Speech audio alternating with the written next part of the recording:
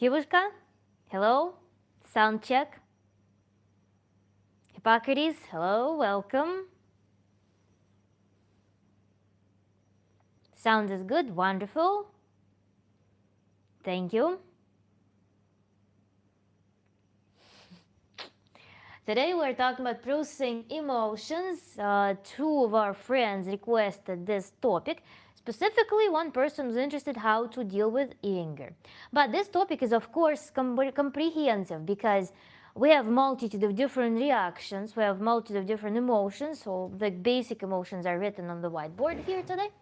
And typically it is not limited to one emotion. Just as we identify sometimes a very major pain, very major point of concern when we are analyzing our life or trying to see what's up and trying to fix some things.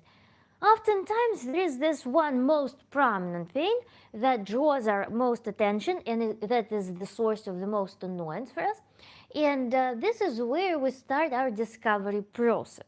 But in this discovery process, when it comes to emotions, we may identify that perhaps our relationships with expressing our emotions, regulating our emotions, processing them, allowing them, working with them, might be impaired, even though, for example, we vividly identify anger issues. But our psyche as a whole might have certain relationships with various emotions. Hello, St. Kilda. Hello. How nice, I woke up from a nap in the garden, scrolls into Madam's stream. Super cool, wonderful. You're very refreshed, you feel amazing. Make sure to like and subscribe. Thank you, Kiva. Thank you. So when more people join, I want to run this little test.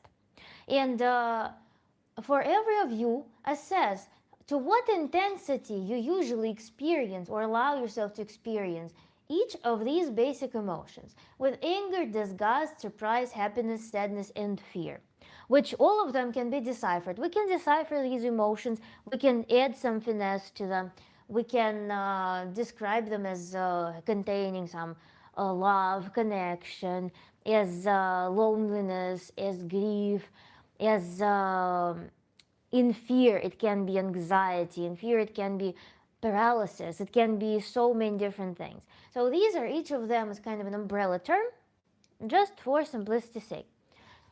Thank you, Kiva. Evening, Raccoon Man. Boom.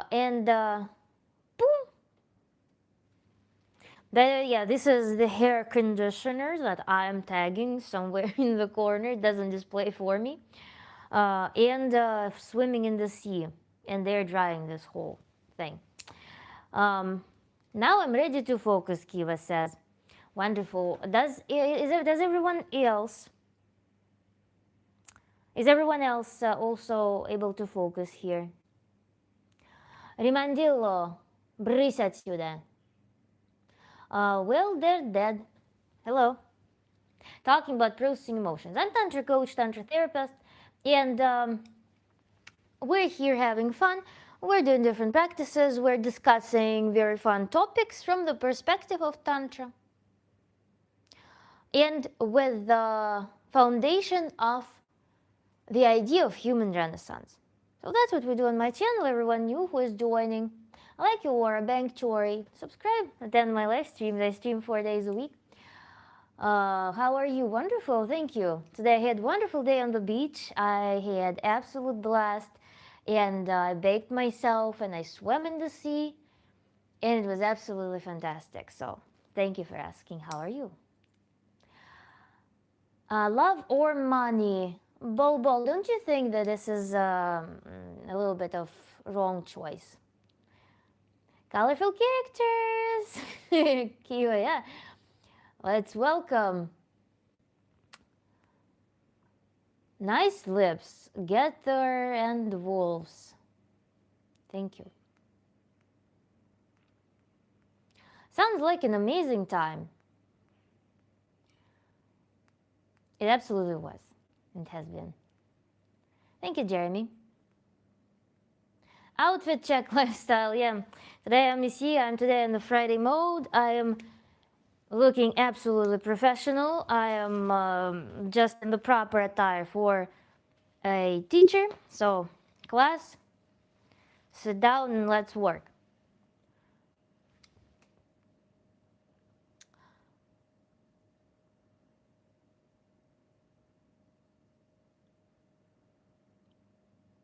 Brilliant! Do you even know about Tantra? Yes, I'm a certified Tantra coach. My teacher is initiated in Kamakya Tantra, a professional person with a PhD degree in sexology.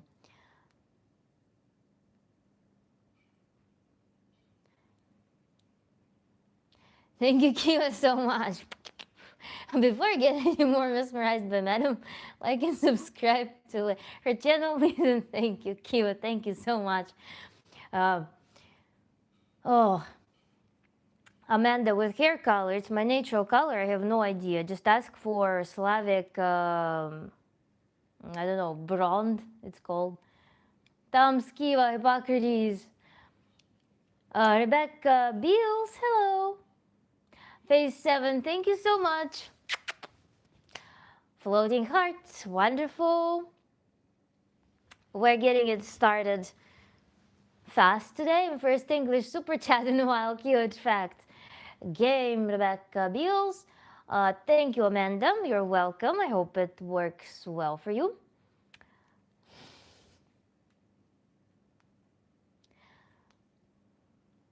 Thank you, Anas Mahmoud.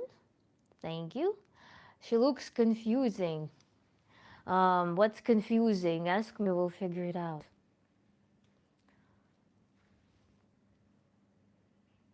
And also, I'm not displaying all messages. I'm displaying only top messages right now. Chad, hello. We are doing the topic that you suggested yesterday today.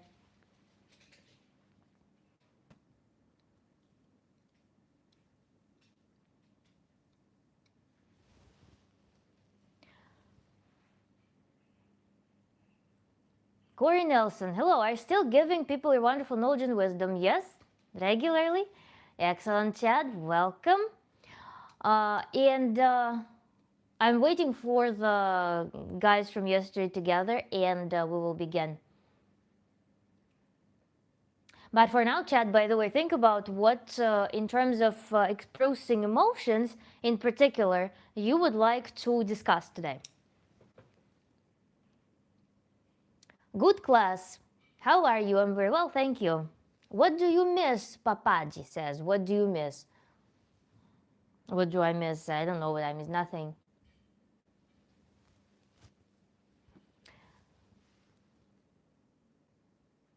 Wonderful, Paxton Bear. Hello. The little interview I did yesterday went well, just in case you were curious. Absolutely. Thank you for sharing. Yes, it's wonderful news. It's wonderful experience. I'm very happy that you enjoyed it.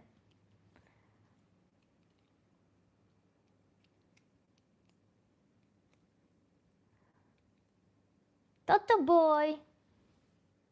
You're not crazy.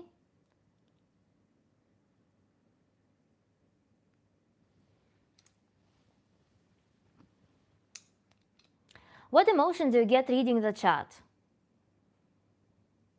I don't get any emotions reading the chat. I kind of have a stable emotion, stable state when I enter the live stream. So chat makes me sometimes curious. I'm waiting for some substantial messages, substantial questions to me as a coach to start exercising my curiosity and creative process.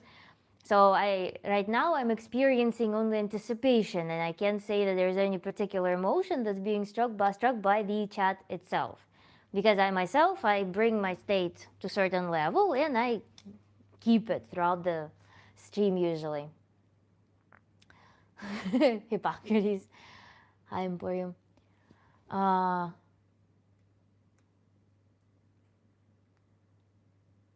Stevie. Thank you. Well, it goes to show if I wasn't taking notes, I would be more active in chat. It was a nice interview, very freeing, but a little more nerve-wracking. Was it nerve-wracking to you in the beginning or afterwards, or towards the end or afterwards when you realized what just happened? And also, when it publishes, how do you think you will be feeling? I'm curious about these things. Do you look forward to seeing it, or are you timid to see it? Will you be watching it or not? I'm curious. What type of coach are you? It's my first time here. Bobo, I'm Tantra coach, Tantra therapist. I'm working on a variety of life problems through the methods of Tantra, through the tools of Tantra. Very fascinating stuff. I work with people from academia, from artistic professions. I work with people from entrepreneurship. I work with people from various family situations, various family backgrounds, with people with relationship problems. I also help. I give perhaps secondary help to people with addictions, with addictive behaviors, because of course the main intervention probably for those people would be intervention through medical, through perhaps assisted for detoxification and helping them not drown. But yeah, so I consider it to be secondary thing. People with all sorts of insecurities, people with numbness, people who have it all, people who made a ton of money and they don't know what to do in life anymore because they kind of achieved everything, they hit every milestone they wanted and they lost meaning in life. Relationships with the body, with people who don't feel their body, people who are constantly seeking meaning outside of their body, outside of their mind. These things. People with anxiety, people with depression. You're welcome. So, burnouts, how to handle a lot of workload, how to handle huge academic load, because I myself have also, why I focus on that is because I also have academic experience and also work with people who are going through immigration, who have identity crisis, who have these like very big life changes. So this is the spectrum that I cover. And here on my channel, sometimes we have people who come to me and we actually do practice together in real time and we figure out their cases. Like right now, for example, Chad is writing that the one guy at the end of stream yesterday was talking about processing anger, being odd about it, and made me think of bottled up emotion, appropriate and appropriate expression of it, which can branch off into several subtopics. Thank you, Chad, for putting it very nicely. The interviewer was very kind and open-minded, which helped. A lot of emotion. I was anxious before then. I don't know. I kind of blacked out, so I'm anxious to see it too. That's sometimes the best thing when you kind of black out and let your something speak for you. I know this feeling. It's very wonderful sometimes to experience it sometimes. And likely you will be surprised positively with what you've delivered. So it will be really nice. Teach me how to trust fake peoples. Why do you want to trust fake peoples? Is it common for your profession to fall in love with a patient? No, it's not common. It can be one of the process of, one of the elements, having some feelings between the person who is helping and the person who comes for help. The feelings can arise and they must be discussed. They must be observed from the outside. It is a violation of ethics to remain the professional helping relationship or assistance relationships and also entertain any romantic affairs. So we choose either or. So it is not common because I also enter the relationships with clients on the basis of me helping them as a professional. I help them with navigating with their problem out of their problem. And this is where our relationships end. I look at people in those contexts appropriately to the context. So falling in love, parentification, any feelings, any fantasy, any projections, any transfers, I study them if they happen in the situation. I analyze those things. They become a probing stone for why certain phenomena, certain emotional reactions arise. But no, it's not the case. What advice can you give to make me focusing on my health to lose weight? Bol. What has been done so far to focus on your health? How would you describe your attempts to lose weight and focus on your health? What has been done? Let's think about that.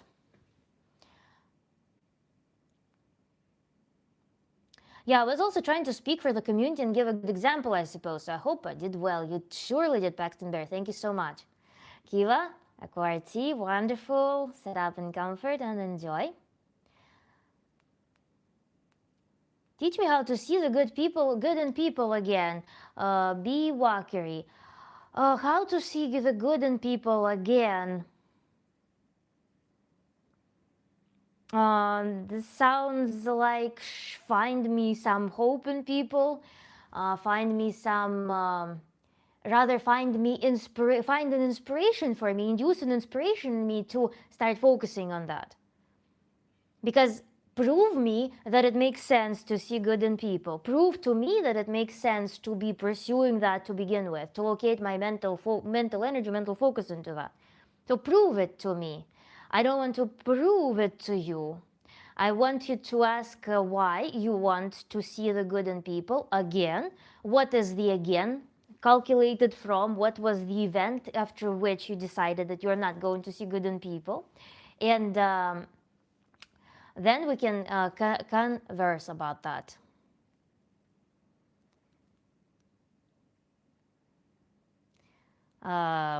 Hippocrates, I said that out loud.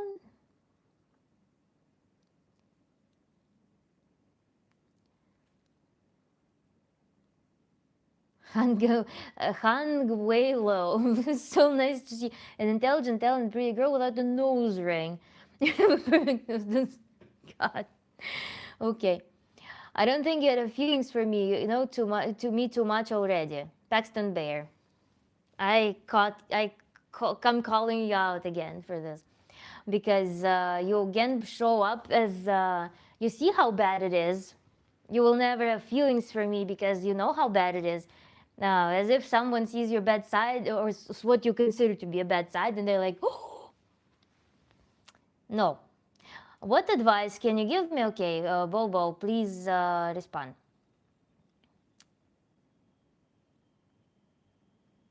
I have to see the good in yourself first. However, it's easy. I like the way your mind. Thank you, Pete. We need to find out why. We need to find out for what purpose, and we need to find what this coquetry is about. There's nothing good in people. What is this drama about? Why do we need to, in general also, why do we focus on some abstract group of people? Who are these people? That's another one. I want to see good in people. Which people? All people. Or some specific people. For which purpose do you need to see good in them? What are you striving to achieve? How many people do you need? Like, you have a stadium of people. You have like 5,000 people on the stadium. You're going to see good in them. What is that going to be? When we build relationships with people, we can only maintain so many relationships, juggle them in an active form. When we can entertain communication, we can do something with them. We can actually actionably show some giving and receiving attitude with them. Engage in some productive, actionable interaction with those people. So what pool of people are we talking about here? Do you have a degree in psychology? No, Jeff Herbert, I have a degree in physics, I have a degree in microsystems engineering, PhD degree, and I have a certification as Tantra coach, and I also have about probably 10 years of consulting experience. So, thank you, Bailey, so much. Hippocrates, that's like me asking, how can I ever see the good in policing it? Paxton, don't call me out again. No, I will be, because that's some pattern that we need to just become very aware of. And we need to start changing the attitude around that, because that's where your ease of life will commence. It will rid you of some feeling of your specialty, perhaps. So that's maybe where you might feel some greed to keep it, because it's something, even though you find it conventionally bad, regarded as bad, but in reality, it is also, on the flip side, it's something that makes you special. So we need to find a way to expand out of this narrative such that, and kind of dilute your need for feeling some sense of specialty around that as well, and finding some leverage in that. So we need to kind of expand your perception, probably, in order to find that ease, find that freedom, such that you can live with all of these features, such that you can calm down about them and stop making them the central focus of your life, central focus of your attention, such that more things add to your life and you start feeling reward from those things. as opposed to having reward only from one thing. Even if it's negative reward, still rises up emotions, still makes you probably feel alive, some makes you feel special perhaps. So those things that are what potentially, it's a hypothesis, make this attachment to this idea of some badness attractive to keep. But I'm telling you that it's only in your perception that it's some badness. And it's much more, it can be a part of much more playful and much more easygoing life, in which your level of happiness and your level of freedom will increase immensely. So Bol broke back and leg and got trauma, but got strength back and can walk again. Wonderful. And your body, imagine how Bol, your body has done such a tremendous work recovering.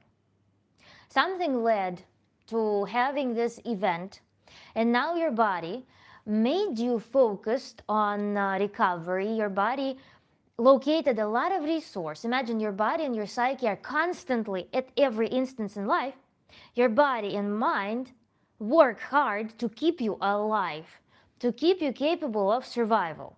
Whatever they do, your impact triggers responses in your body that make the body work towards your survival and well-being, and your psyche as well. So the first step for you to, in terms of losing weight, in terms of caring for health, is to acknowledge that beauty that your body has been doing. Be kind of aware of the work of this cooperation, of this silent perhaps work that your body have put into bringing you back to strength. This will be the first step, to not regard your body as an enemy that dares to hurt, but to try to at least sit for 5 minutes. In my method, in our tantric practices, we do this thing. We create a controllable domain in which we want to practice the desired behavior. I usually suggest that people just set an alarm to sit with some idea, with some feeling, with some concept, some new thing. Set an alarm. This is your domain, is outsourcing this time to a timer. 2 minutes. For 2 minutes, you set your timer and you're devoting this time to honoring everything that your body has been doing for you.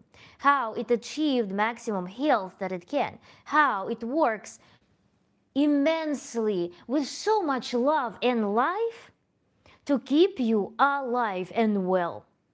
Sit with this idea, just feeling, closing your eyes and focusing on the body. Relaxing it and bringing all pleasure, all realization of you being alive, and constantly repairing yourself, constantly rebuilding yourself, constantly pulsing. Your blood is constantly pumping. Your breath is constantly infusing you with energy. You are sitting with this idea for 2 minutes at a time, once a day, twice a day, and do this regularly, to build this loving relationship with your body, as opposed to stupid body with this excess weight, with this like ache. No. The first little step is to start getting close to your body, hearing your body, feeling it. This is what it wants. It wants to be seen primarily. It wants to be seen, it wants to be felt. And this is where we can start working further. Because one tragedy that happens in a lot of people's casual routine life is that they lose connection with the mere vessel of their life, the source of their life, the vessel of their life that's constantly working hard, doing everything to live well as possible. Even if you feed your body the most unhealthy, the unhealthiest foods, your body will do the best it can to make you feel well. Your body is your biggest source of love. It's the thing that gives you most love. You can put any garbage in it, your body will love you and keep you alive. It will care for you. This is different being active in chat and no writing. Kind of don't like it. Seems out of my nature, Kiva. Sometimes it's good to shake things up, perhaps. It's also quite different for me. We started very rapidly today. You just 22 years old. Thank you, Handel. Scavis with marriage proposals. We're collecting marriage proposals today. Who else wants to marry me, guys? Just drop them. We'll do the competition in the end of this stream. Thank you, Tracy.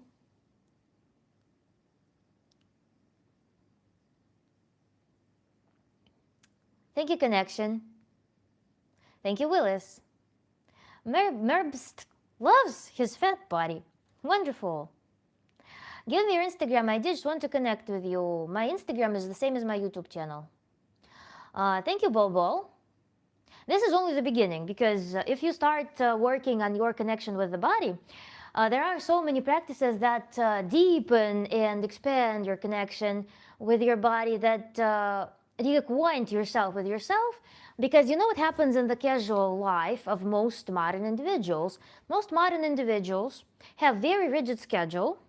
They have very rigid structure of their relationships. They have very rigid, in general, like lifestyle. Monday through Friday, Saturday, Sunday, 9 to 5, 9 to 6, commute, groceries, talks, people, ta-ta-ta. All of these are associated with automations. And those automations, they override our perception of life. So behind those automations, we forget to live. And sometimes we live in delirium of that. There is a goal there and then. There and then there's a goal. There's something desirable there. And I'm focusing there and then. The goals, milestones, they're like 0.0001% of life. 99.99999% of life, a human doesn't live. They don't feel alive. Then they have those crises. Then they have like, oops, I'm 45. Oops, I realized that I never did what I wanted. Oops, now even when I have everything I wanted to achieve, I don't feel any reward from that. Oops, oops, oops. And this is the catastrophe of being detached. This is the catastrophe of losing the habit of being aware of your experiences, of nurturing novelty of experiences, even in the same body, even living in the same world.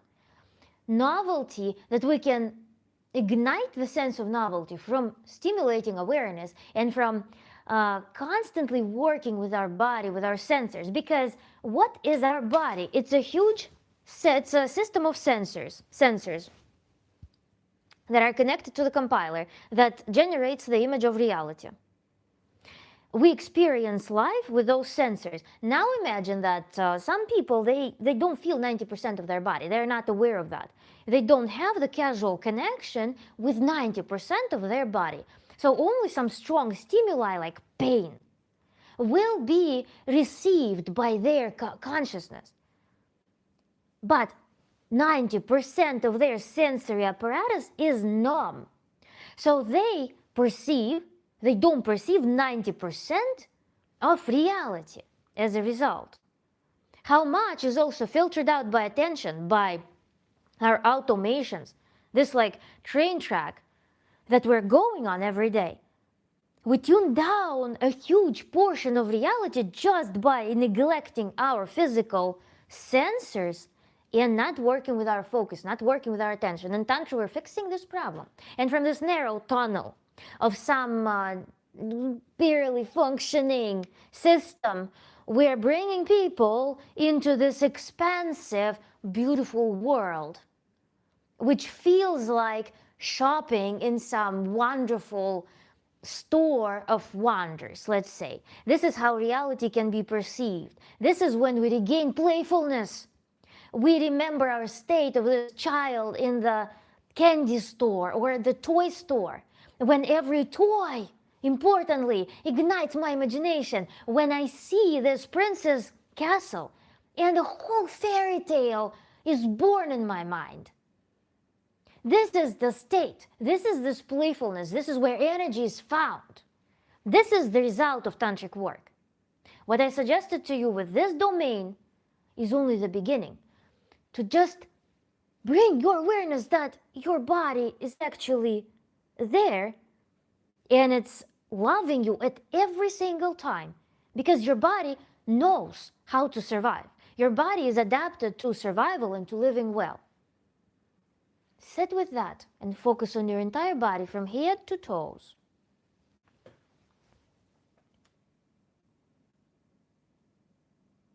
Before the crash, Bo lived like he was immortal, but now take things slow, but one somehow feel like I did before. That's part of this task, by the way. I would suggest that we kind of diffuse this idea of crash before the crash, and now you want to be like before the crash. Because your mind is traveling on this axis of timeline. I understand your desire fully. But it might be worth relieving the pressure from that standard, this golden standard that you had. Perhaps relieve the pressure a little bit. You can still tend to achieve it, you can still work towards it, but such that it doesn't bother you, such that you don't compare, because you may be feeling right now like something is a little bit off and you're thinking before it was different. What it triggers? Disappointment. It triggers a lot of sadness, discouragement. So it's an important skill to be able to return in here and now and minimize the habit of this travel on this time axis, forward and back, with your mind. This remembrance is better done when you actually listen to your body in here and now. Yesterday, actually, in the live stream, we did a practice in which we ended up working with the body. I do the practices where we journey through the issue of a person in the state of meditation.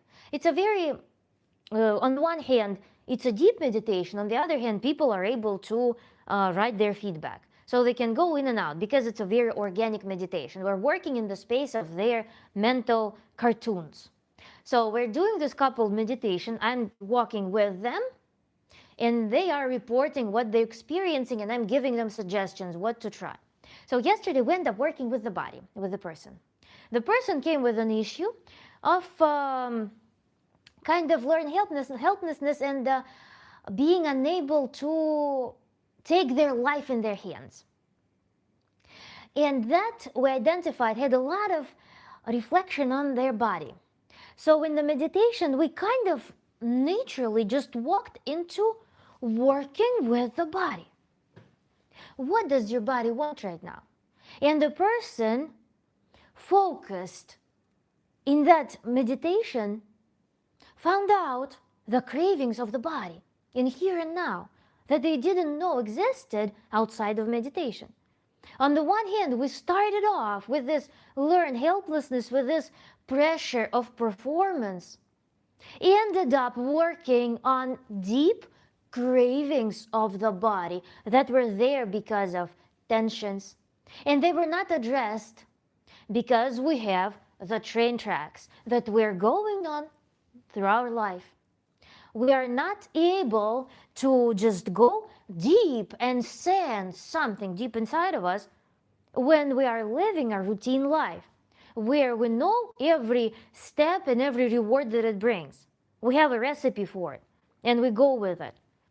So we found that body actually craved to open up. Body craved to be stretched, that there was some pain. And we were able to work on that inside of that meditation. But it is here and now, deep immersion in here and now, is where all of those answers are found. That's why I want to suggest you an alternative. Give yourself an alternative, as opposed to comparing it. This is how it was. Now the event happened, and now it's a broken version of how it was. Let's change it from, okay, this is how it was wonderful. This is how it is. What do I want right now? What does my body want right now? Find it and give it. And then again, you can go back to this thought. Nobody confiscates this thought from you. Nobody confiscates this idea from you. But this method will give you a more productive tool to work on your state. I hope this makes sense.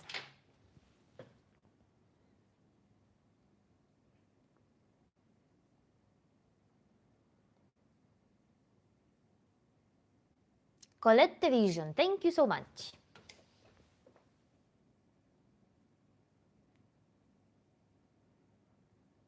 Mr. Pete Dane, hey there, first time here, really like your energy. Stay, subscribe, and I stream 4 days a week.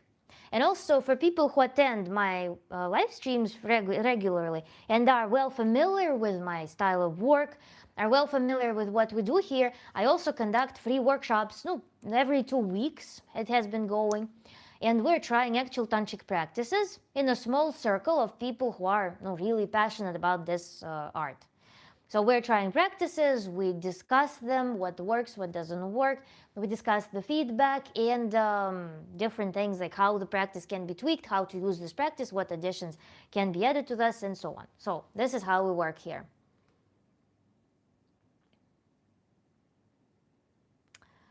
Boom, boom, boom.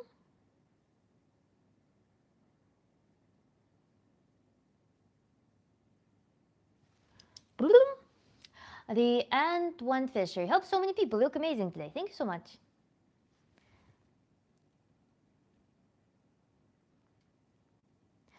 So, authentic Athena learned helplessness and the same problem.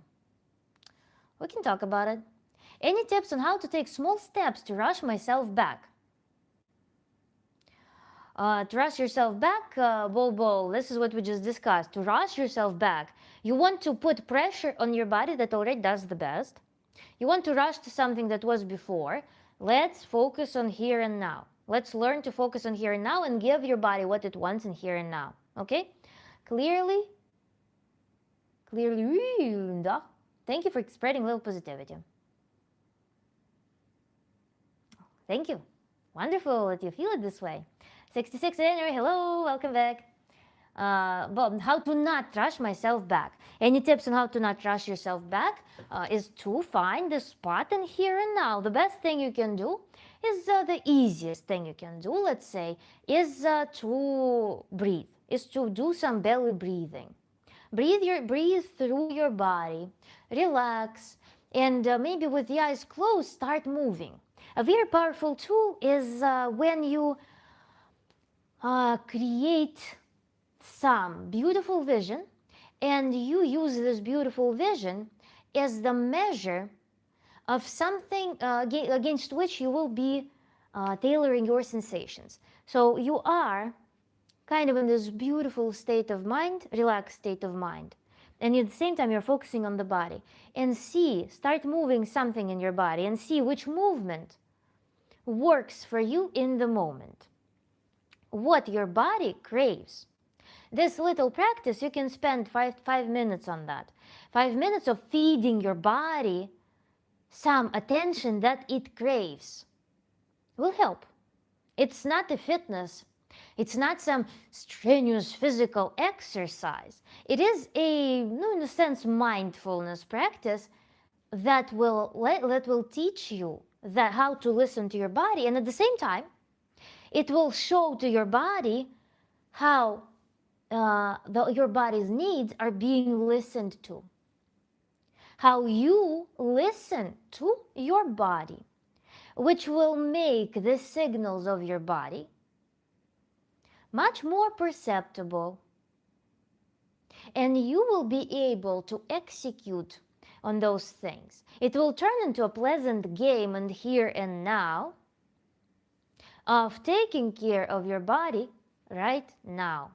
And then you will be reacquainting with your body and you will be giving it its best shape. If you feel this rush, by the way, why I started talking about movement is because I saw the verb rush. Rush, energy is there. Anxious energy. This is why I cannot tell you to just sit still. This is on topic of our today's kind of theme. This is on par with our theme today. I cannot tell you with the feeling that you need to rush somewhere. I cannot tell you just relax, sit back. I cannot do that. You clearly have energy. You clearly have a lot of ignition in your mind. This is why I propose to you specifically the active practice. Moreover, you can play with music. If you have some track that is on par with your energy, you can couple it into your practice. And you can move to music rhythmically, but again, you are listening to your body and you're feeding the body the movement that it wants, the stretch that it wants, the actions that it wants. Maybe you will feel the appetite for something that it wants. Maybe you need some nutrition for that as well. Who knows? But this is how you will restore functionality of your body from within through knowledge. You will hear, you will feel how your body is doing its best, and you will tune in with that. You have Russian friend? Yes, I guess.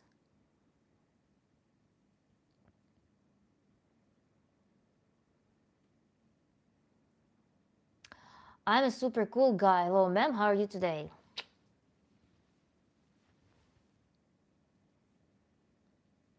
Camphor wallet.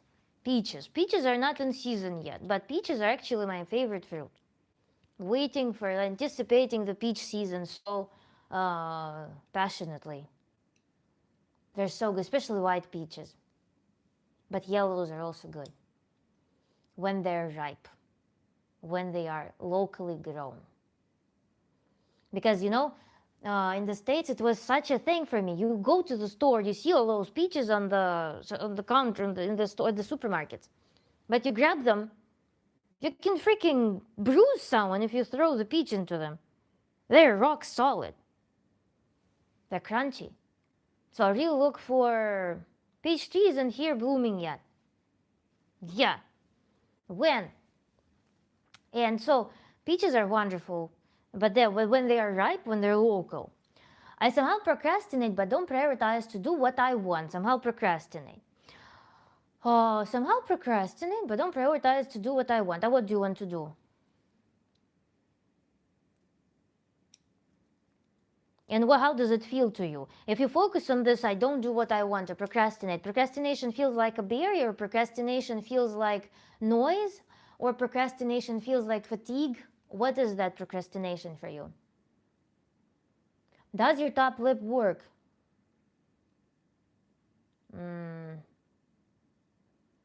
What?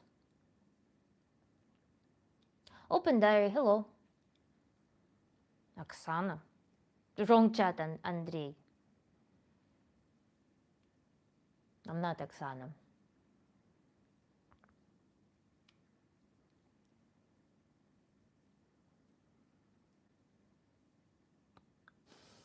Kiva? Pieno di colori.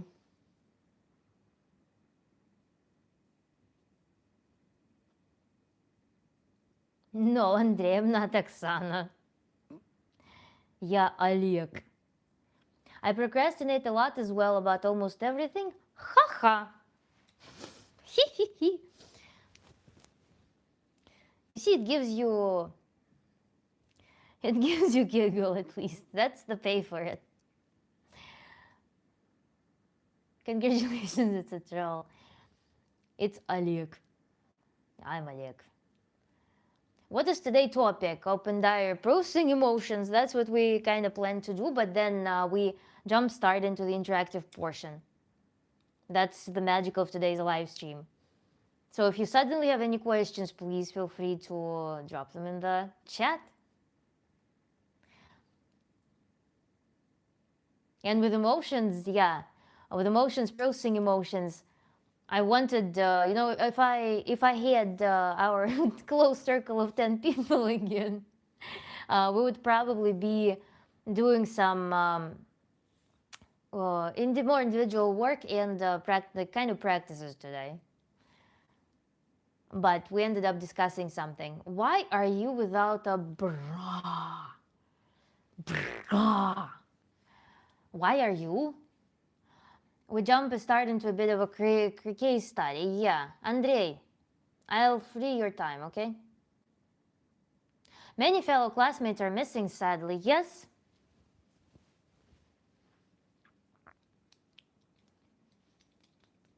Where are they? The shuriken is having digital detox. And I have on my task list, I need to buy that beautiful box to hide my phone. Abatapa, where is Abatapa also? Maybe he's hiding in the flowers today, in our colorful flowers of life. Maybe not. I've lost some agility. Okay, so Bobo lost some agility after the crash and gained some weight and want to focus on being more healthy, but tend to procrastinate. Now, of course, if you tend, because you see the goal that you may be setting with that to go back to how it was, to this unachievable standard. This may feel like an impossible task. Usually procrastination happens when we're not on the path. We're looking at the path. It's there and then. When it's there and then, we just feel a lot of anxiety because there and then feels much more profound, feels much more remote, much more intimidating, much more anxiety inducing. There and thens are not productive. With any work towards any goal, we're working with here and now. So if you have that as a standard, thinking on that thing in the past, how it was, well, good luck, because you will probably feel like it's very far distance. But when you go to here and now, here you go. Here and now, you are. By the way, let me check my meat and I'll be back. Here and now, you're capable of sensing yourself. You're capable of addressing the issues, pampering yourself, giving yourself exactly what you need here and now. So that's the secret, part of the secret. You kind of look like Michael Shannon. Who is that? I don't know who's asking about a bra, but why are you here without a brain? Open diary. I don't know why you are here. Makes a lot of sense. This woman needs to be my life coach. B. Hernandez. You're welcome. I'm streaming every Tuesday, Wednesday, Thursday, Friday here at 5 p.m. New York time. I'm gonna rip some flowers from this meadow. Almondy, yes, Almondy is not here. GCA also, by the way. What you cooking? I'm cooking meat. I'm just boiling meat. I crave simple foods.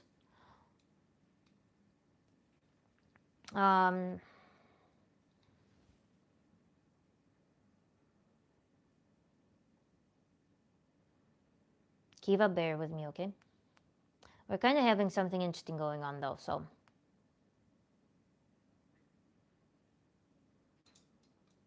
And Bobo, there is actually the thing, sometimes it feels like, is it that simple? Is it that easy to just like, what a bullshit is that? There must be some difficult, hardcore solution. There must be some super profound thing to do. But what I'm telling you about this here and nowing your situation is a very profound thing. Why it doesn't feel like so? Because right now your mind is again largely divided between different things, in between different there and thens, and when you think about here and now, you're only activating a tiny segment of your awareness. When I told you to create this domain and sit with it in a focused fashion for like 5 minutes, dedicated, this is when you will see how profound it is. So don't shy off this little practice. It makes a huge difference how you conduct the practice. Because I can do like this, just staring at the screen, or I can put myself almost in a trance if I focus on this movement, if I turn it into meditative practice, if I assign some meaning to it. I can go into literal trance and I can have some meditative experiences.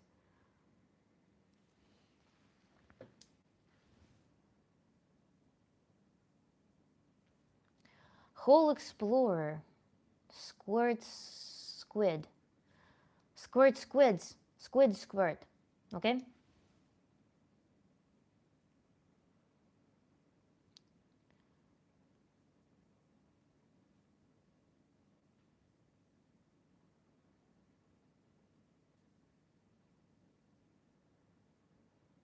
I work during that time, but I'm a huge procrastinator and not much of a goal setter personally. Good for you. Ever meditate on a boat? No. On boats? On a boat recently, the most recently, I was on the ferry and I was having mega ecstasy because of the wind, because of the beauty around me. You know, the sea breeze with all those droplets and with wind was so good. I loved it. Do you visualize your emotions? You can visualize. I don't necessarily visualize them. I tend to experience them, and if they are overwhelming, then in retrospect, I work on them, but I don't visualize them. I don't think so. But we do use this tool in meditation sometimes. But again, whether it's visualization of emotion or is it visualization of the symbol that induced emotion, it's also a distinction there. I thought open diary was half respectable. It's the attitude. Open diary does this entry and then starts saying some bullshit. So there's open space, I think, in open diary. I mixed them up. Okay, here now, appreciating the journey so far. The journey so far is also there and then, so far is how much I progressed. Let's learn the skill right now, specifically here and now. Let's limit to one task, okay? Bobo, put your focus into one task of here and now, for now. And then you can do all this reflection, the journey, there, then, here and now. Let's release this journey so far. Learn to connect with yourself on as many levels as possible in here and now.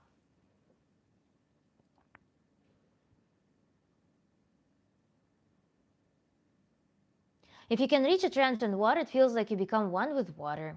Yeah.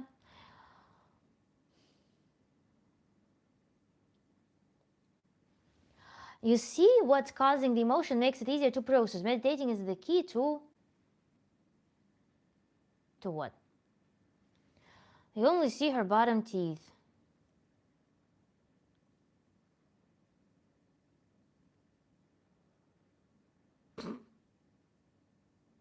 I love those trivial comments, you know? She's wearing a blue shirt. Her eyebrows are black. The hair is hanging down. She has white board behind her. Wonderful. Very productive conversation.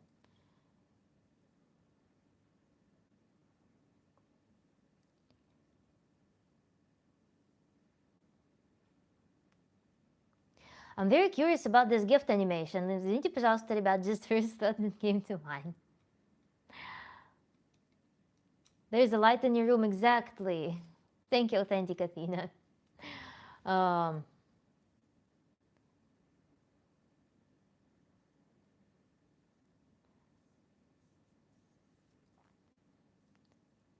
Shakira, yeah. Lee. Yeah, incinerating over time. I just integrated with the power of my incinerator sticks, and are you a spiritual person? I don't know what spiritual person means.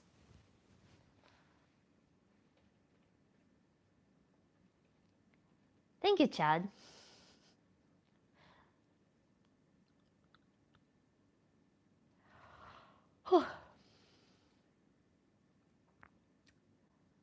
Madam question, it's gift related, not topic related. Sorry. Sure, Kiva. Thank you, 66. Kiva, questions are always welcome, but good actually to give some heads up because we have so much flowering going on today, or like magical garden going on, that I can lose some of the substantial comments.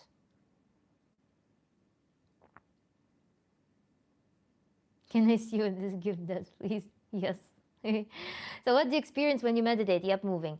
Meditating in what way? Meditation is very different. Tantric meditation is a whole spectrum. I don't know if you've been in this live stream from the very beginning, but we started off with yesterday's practice that we've conducted. And one of the tantric meditations that I perform with my clients, with myself, is the walk through the psyche, I call it. And walk through the psyche is where you are meditating on some prominent issue in the symbology of your mind, how your psyche perceives it. And when we do this meditation, we go and unfold a lot of different ways, a lot of different spaces, a lot of different symbols, and a lot of different states. Most importantly, when cover the states of our body that are far more functional than the state in which we experience certain dysfunctional patterns. So this is one genre of meditations. Then there are body-oriented meditations, surely. There are relaxing meditations. There are meditations that train your focus, that train your skill to diffuse focus, most importantly. Because focusing, concentrating on something, and hyperfixating on something, even though a lot of people will report attention deficit, in some people there is almost obsession with thoughts, almost obsession with some ideas, when all of their focus, or most of it, goes to drill this, to burn this pixel on their internal screen about some issue and some concept. So focusing and hyper-focusing on something is a skill that a lot of people possess, but defocusing, diffusing, being aware of your body, being connected with your body, having neural pathways to your body parts is another genre of meditation. We also perform that. We can do movement meditations. We can do activating meditations. We can do relaxing meditations. We can do breathing exercises. And the workshop that's going to be conducted tomorrow at 2 p.m. New York time, in that workshop we're going to work with how we can, through meditation, through the work of imagery, through emotions, we can activate sympathetic or parasympathetic nervous system, and also how we can activate and relax different parts of the body simultaneously, and how we can switch between relaxation and tension in large areas of our body. These are all wonderful tools that train us to live a much more pleasurable, much more joy-forward life in general, in multiple of scenarios. Basically, these are all practices that train our resilience and at the same time efficiency of experiencing and dealing with life scenarios. Marty Garcia, hello.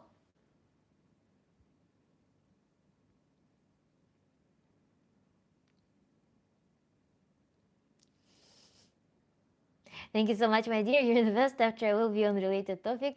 Promise. Thank you, guys. James Moore, that was a beautiful exit. Is your sensation dead or not? It's not. Kiva, envelope. Oh my god. Oh, that's so pretty. That's so pretty. Wow, thank you so much. It was very beautiful. This gives me inspiration for what kind of box I want for my phone. To remember, I was telling you yesterday how I want to start hiding my phone, but I want to create something beautiful and whimsical to put it into, such that I don't have this screen looking at me at all times from any point in my apartment, just inviting me, being normalized to be seen by this screen. So this like accessibility screen, such that world can access me at any point. So I want now purple and golden box. It's so pretty. Thank you so much.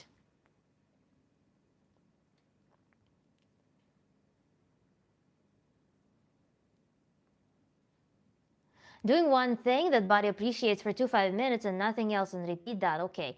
Bulbul, the nuance there is that you are immersing, you set an intention. Okay, how do we design a practice? Bulbul, listen to this one. What differentiates practice from just a thing? Practice, we enter some space. This is what I'm telling you to grab your timer and set your timer to be 2-5 minutes, however much is comfortable. Start with 2. Set it to 2 minutes. And this is where you outsource huge portion of control. Set it aside and tell yourself that I have 2 minutes to focus only on my body. Close your eyes and listen to your breathing first. Preferably belly breathing, okay? And then sense what is the craving. Maybe you want to stretch your toes. Do something like this. Maybe you want to, maybe you want to, maybe you want to roar. Maybe you want to rub your face. Maybe you want to rub your shoulders. Maybe you want to do everything that I just listed and more. So this is what you're going to be doing. Or maybe you want to lay on the floor and feel this hard support under your back with this like thing, kind of with your body connecting with those like apex points with the floor. Maybe you want to stretch your hips. Maybe your inner hips or pelvis are tight. Maybe you want to flex your back and chest. So these things will come, and you will, with this timer, it's an important step. The timer will be your controller. The timer will be the one that is your observer. That's something that creates this domain and your intention.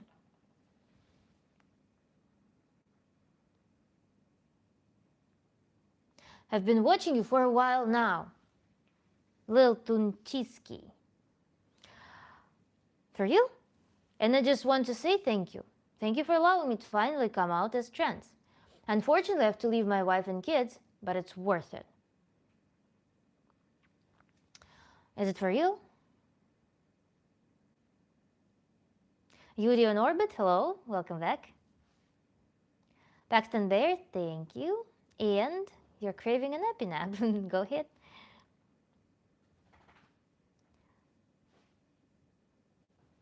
How do I express myself too with you? I don't know. The way you want. Kiva was perfect. Thank you.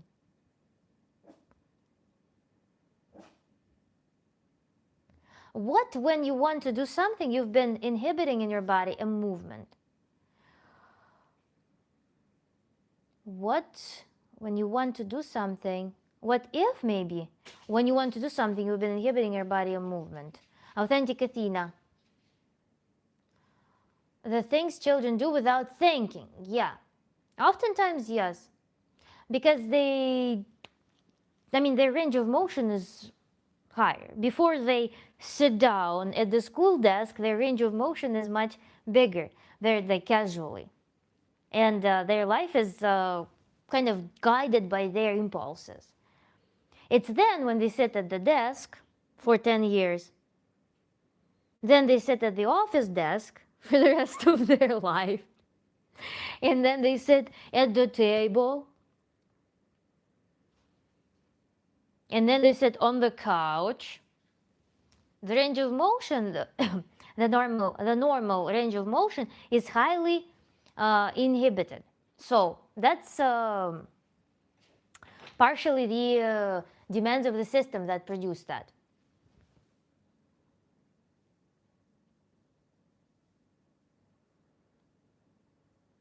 Thanks for the advice, you're a real one. Much love, Bobo. Please come to me to live streams and share your updates, share further ideas.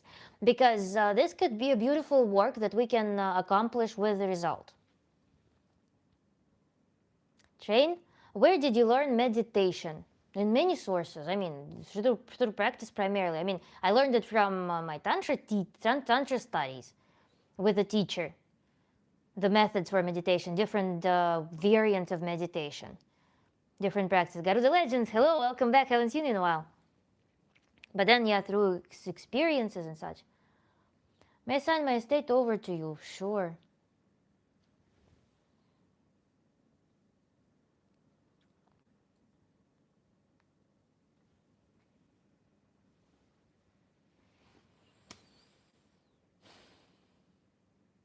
Kivishka, thank you so much.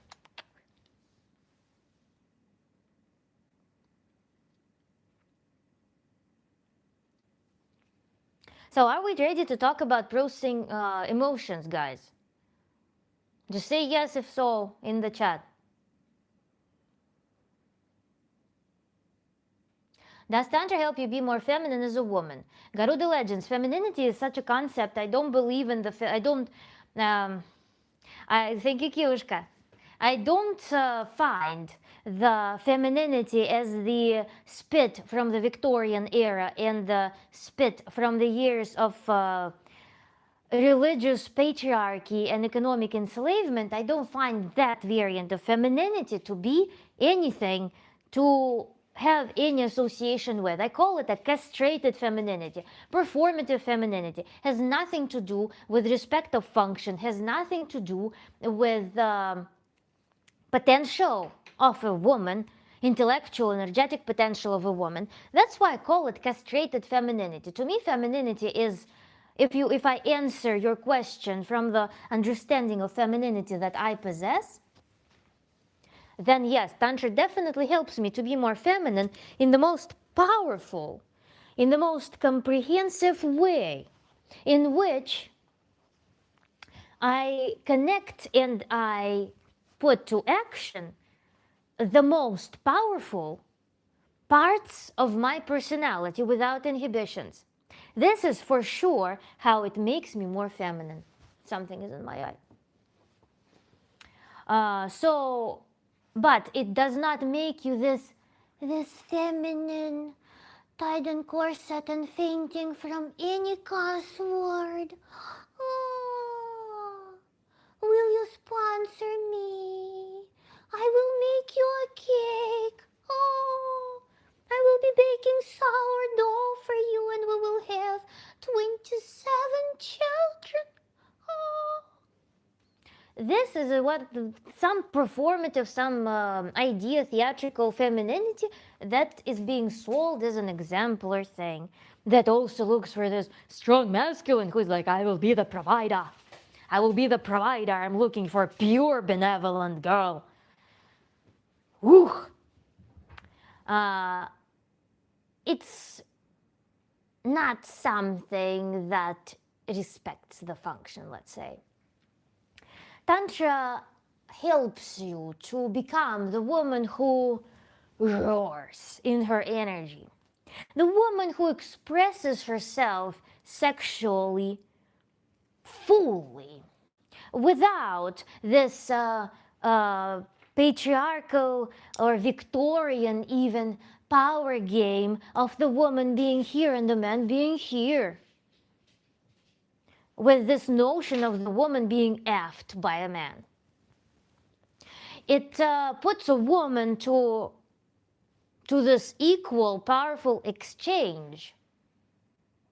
The one who wants, the one who is capable of leadership, and the one who is connected with all of her parts. The one who is also relaxed. Not this neurotic being of like, oh, sourdough bread, oh. Not this neurotic existence. Provide for me. I will wear a milkmaid dress for you. Ooh-ha. Not that neurotic existence.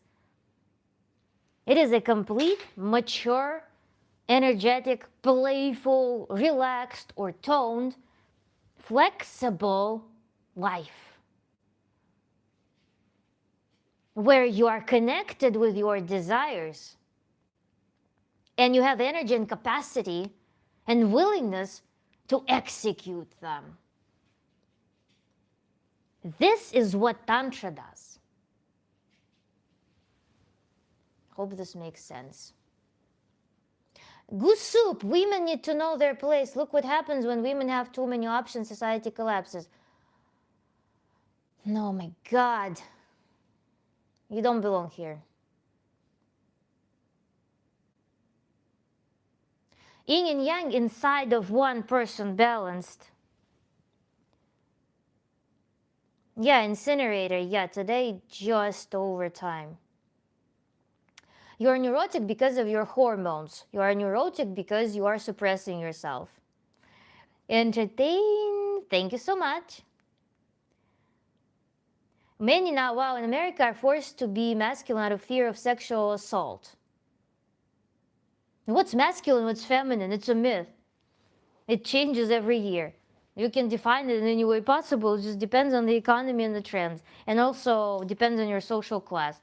But if you are not capable of self-governance, if you're not capable of listening to what you truly want from within, and you are looking for what some abstract society defines as some abstract feminine, some abstract masculine, and you're living by these standards completely detached from yourself, from your senses, from your desires, from your body, no, well, welcome to hell. Let us hear what you have to share about processing emotions, Bobo says. You come across as the type of woman that if we were in sexual relationship, every evening car would be an hour-long mental lecture. Lol. Bad judgment would not be in relationship.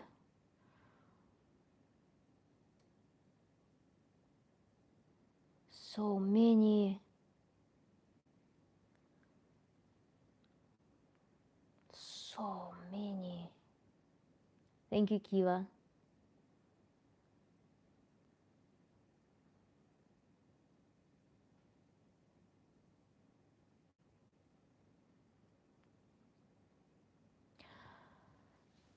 Fair play to you, Nasty. You're full of the pipe in the last fast way. So then Tantra rebukes the concept of gender roles. What are gender roles? Who invented gender roles for you? Who? Some pope in the village in the 16th century? Who?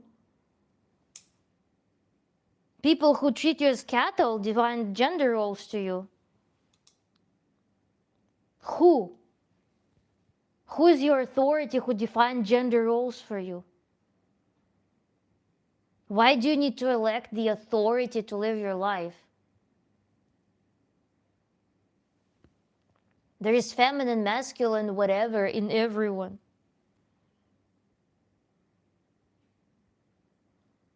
And that gives you the most fluidity. Okay, well, thank you.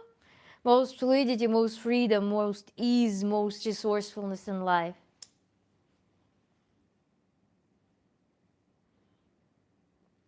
You can entertain squeezing yourself into gender roles for like 20 years of your life, and then you will wake up one day and you will be like,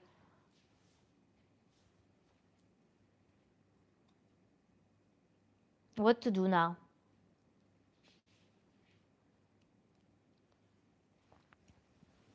Is Tantra good? It is.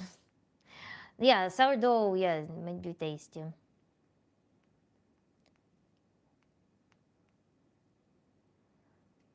Jack Thomason is incinerated. Oh yeah, Kiva. Let's just hear sharing about her person. We will in a second. How do I do Tantric?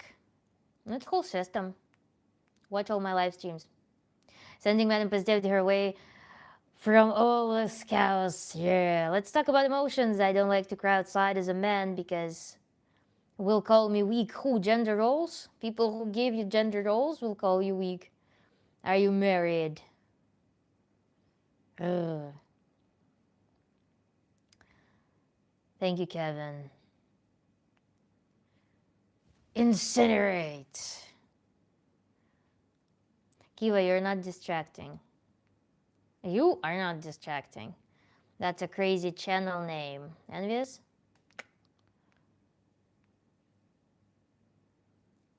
Ew. I can cook and clean. How will a woman match that cute lady? Are you in competition with women? What's going on? What are you seeking in relationship then?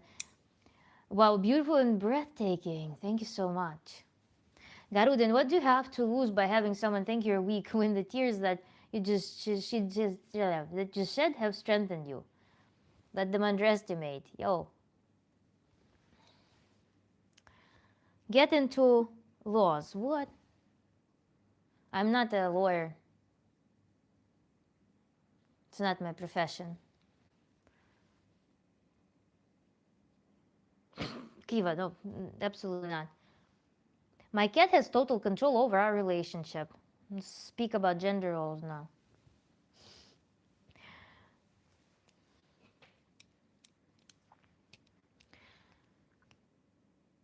Emotions. Emotions. How to process emotions. Okay, so let me probably stand up because I need to process my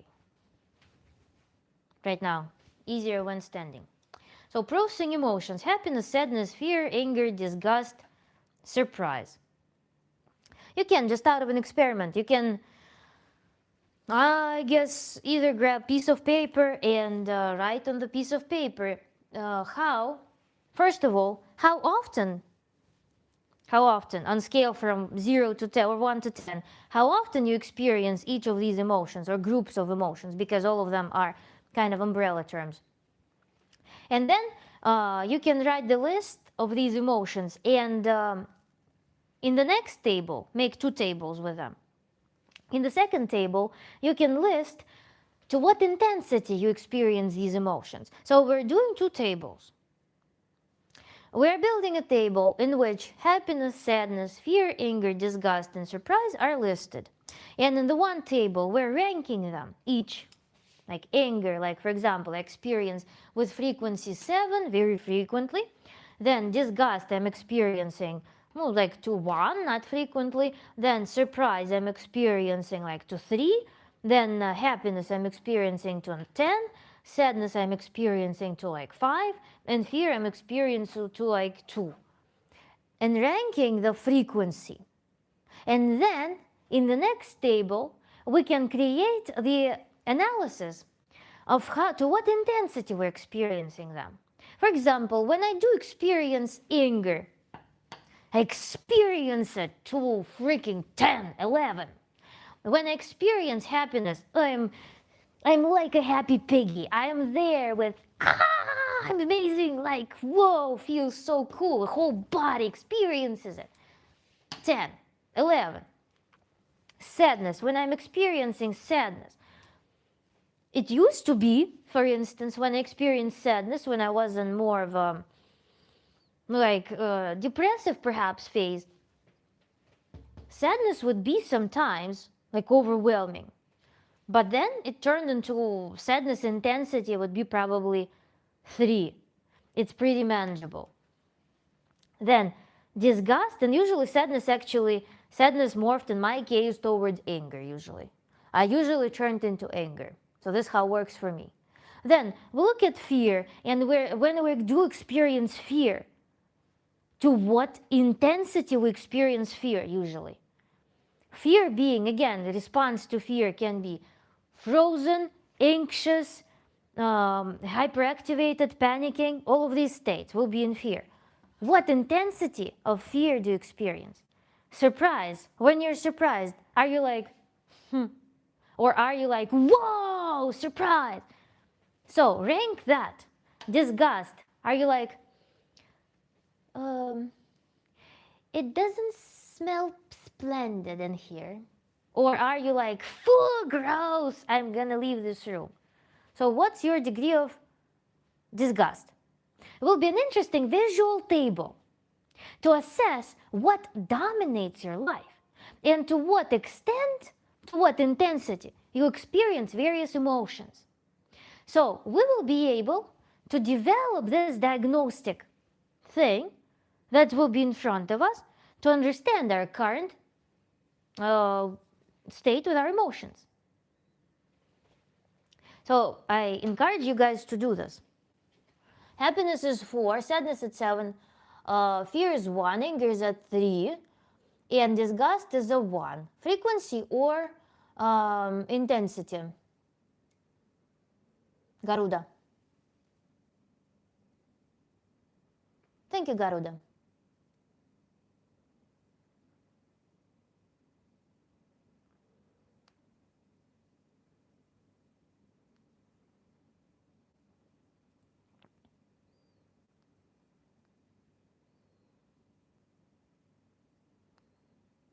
Both. Okay.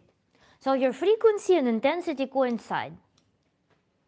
So it's not that, because there could be a scenario, for example, that happiness happens like very infrequently, could it be? Or anger happens infrequently and then goes into this super high mode. Could be this scenario. Or anger could be happening every day and it's also super high. So that's why I deparalyzed them.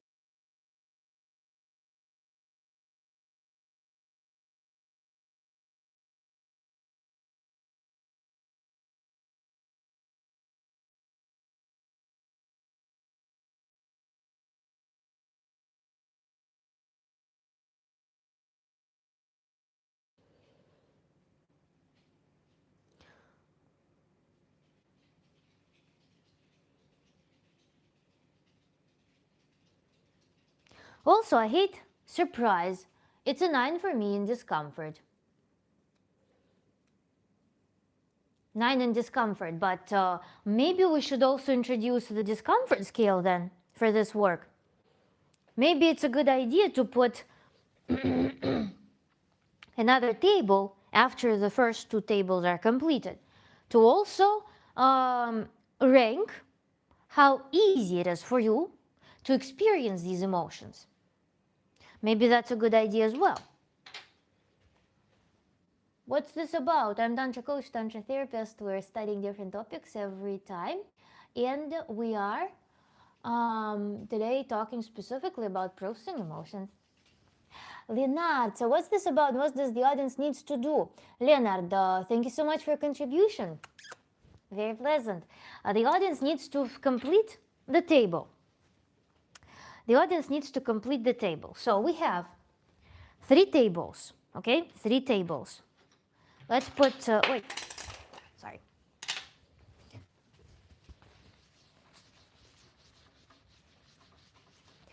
Three tables.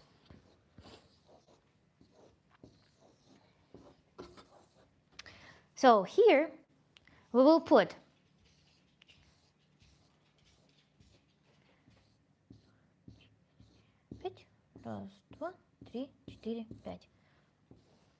Here we put happiness, sadness, fear, anger, this is sadness, then disgust and surprise. So same here. We could actually make 1 table. So here we rank in this table, we're ranking how frequently frequency. This table is for frequency. And we're rating. For example, happiness I experience very frequently, 10. Sadness I experience not so frequently, will be 3. Or 10, like this. Then fear I'm experiencing like infrequently. Then anger I'm experiencing 7 frequently. Disgust I'm experiencing when my dog poops in a weird way outside, typically. And surprise I'm experiencing pretty frequently. So this is my ranking from 0 to 10. Then here I have intensity.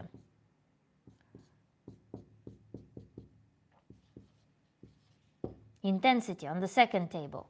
I'm putting intensity also from 0 to 10. Wait, I'm writing backwards such that you see it mirrored. And in this table, I am writing ease of experiencing, which kind of correlates to intensity, because the easier it is for you to experience an emotion, the easier it will be for you the more intense you likely will be expressing it. But what if not? Oh, thank you so much, Master Yoda.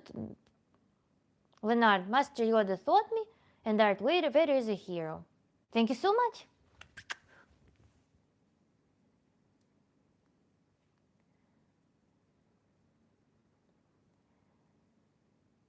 So it's hard to do this portion. Okay, usually when interacting in person, I'm emulating what I think I should express to make the interaction end sooner.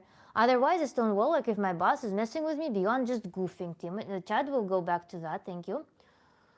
So it's hard to do this portion of the practice.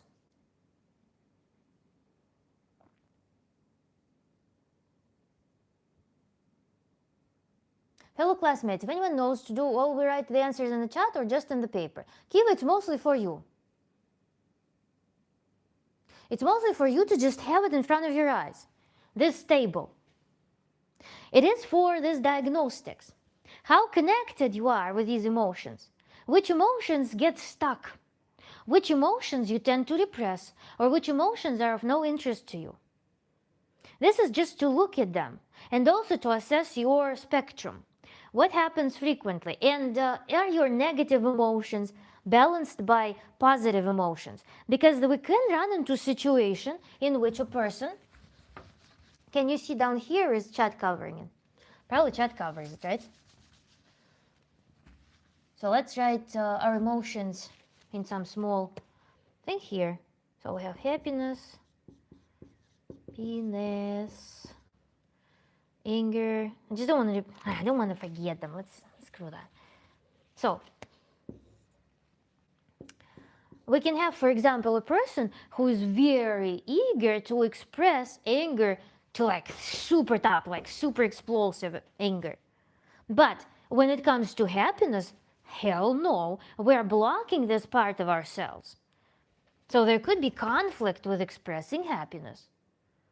Or a person could be, instead of, for example, it experiences sadness like, whoa, very frequently and very intensively, but doesn't experience anger. What does it tell us?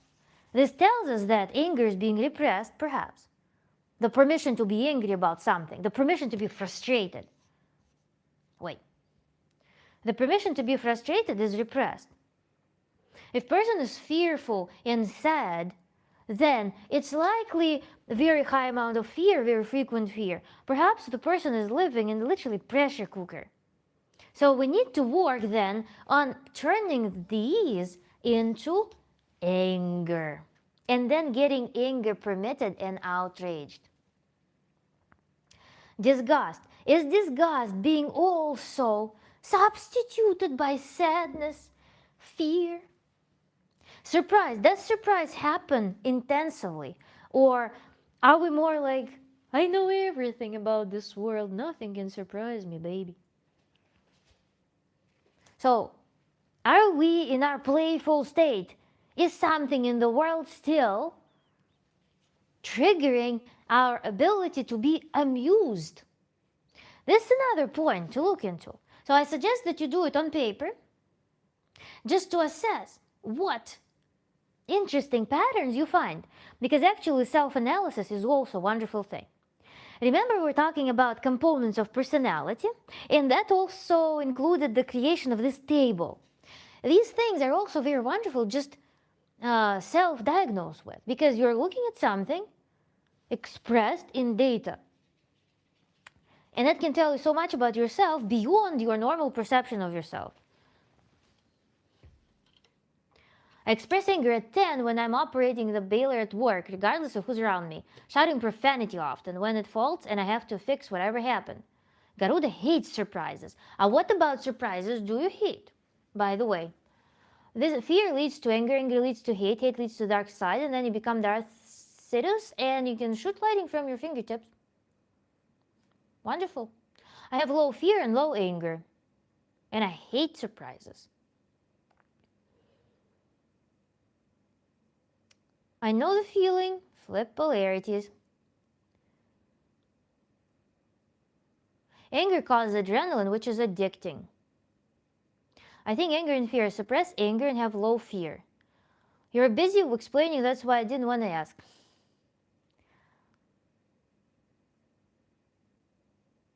Little Hamilton, I'm not a therapist, I'm Tantra coach, Tantra therapist, and you can totally schedule sessions with me on my website. She did anger, if anger she do, why her make angry do, okay? Poo poo poo.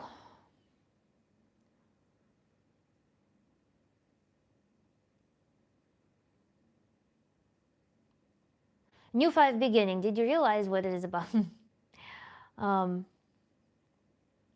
Exposure therapy helps. Surprises lead me to fear. When I get surprised, I get afraid and leads to fight over flight. Surprises lead me to fear. Got surprised, I get afraid and fight over flight. I suppress everything else, but I tend to get really angry at objects to make it more clear. Angry at objects. So you do express some of this angry at objects. Angry and everything else is suppressed.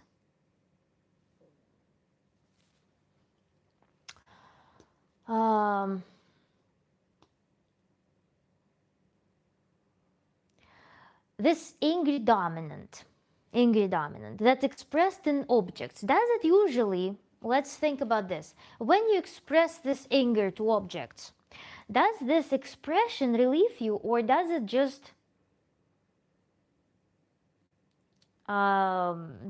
happen and you feel even perhaps emptied out, disappointed after that act?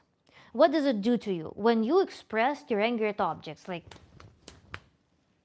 what does it do to you? Does it actually lead to a release of some kind? Or does it lead to release and at the same time disappointment? Or does it lead to just disappointment and emptiness? What does happen?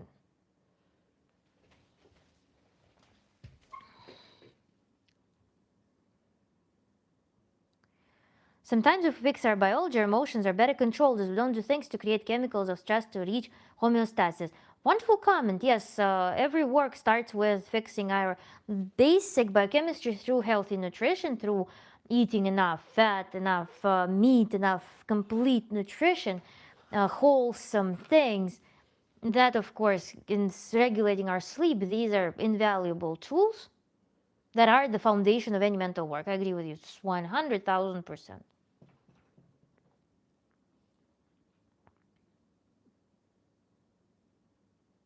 Punch a few walls. If you're super identified with your mind, you can't overcome your old emotional patterns without doing a meditation technique. Potentially. I'm angry and this glass of wine offended me. I have to break it. I feel better now? Yeah, exactly. I feel like anger creates space for me when I feel like I'm being pushed around. Good.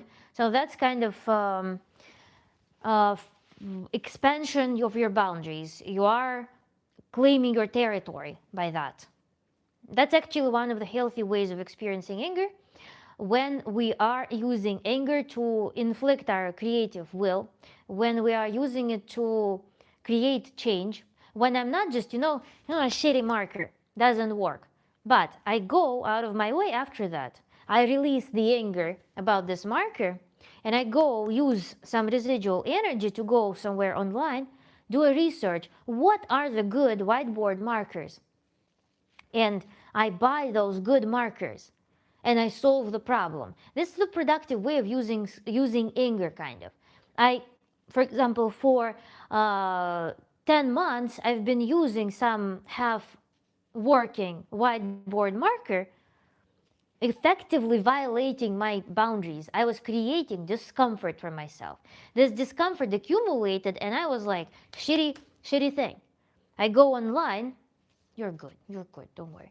You go online, and after this release, which allowed me to finally claim my territory, claim my comfort, claim my boundaries, claim my well-being. I go online and I find good marker and I purchase it. I change situation using that anger. I release this anger as a free energy to actually change something, as opposed to coping with something, feeling this deep internalized frustration.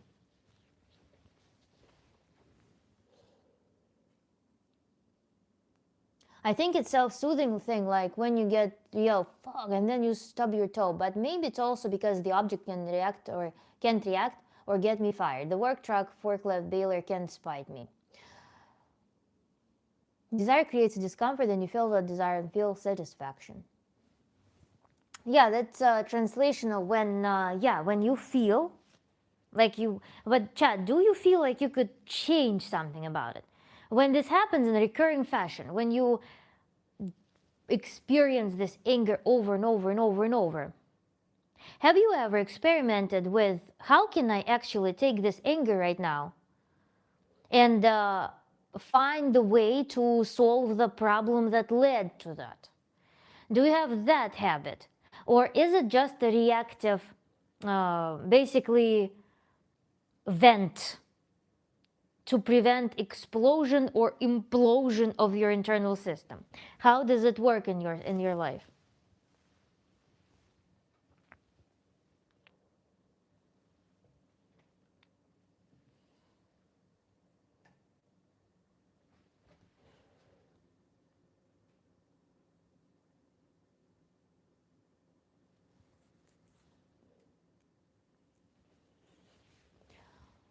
Vent.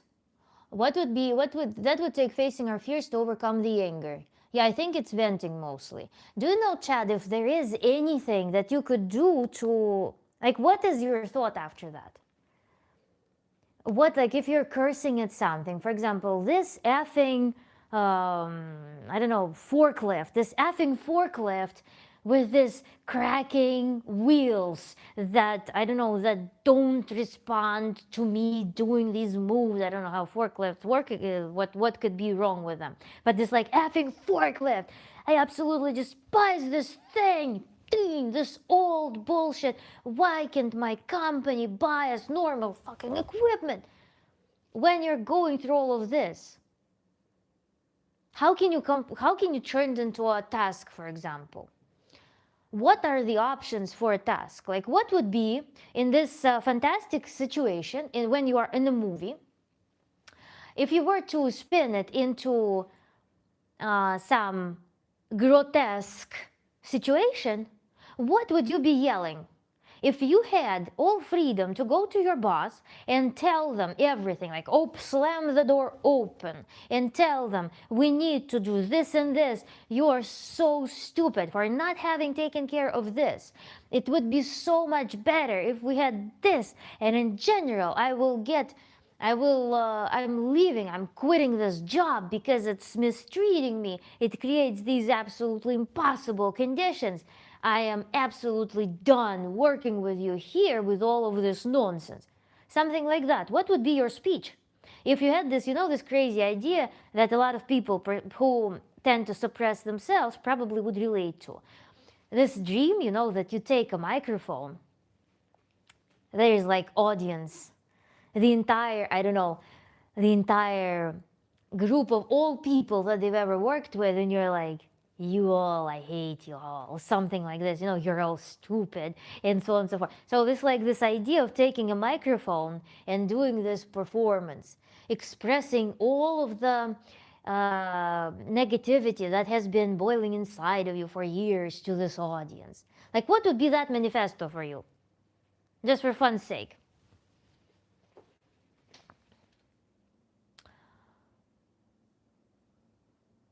My voice raises initially with people who are familiar. When anger creeps in, those I'm not familiar with never hear me coming.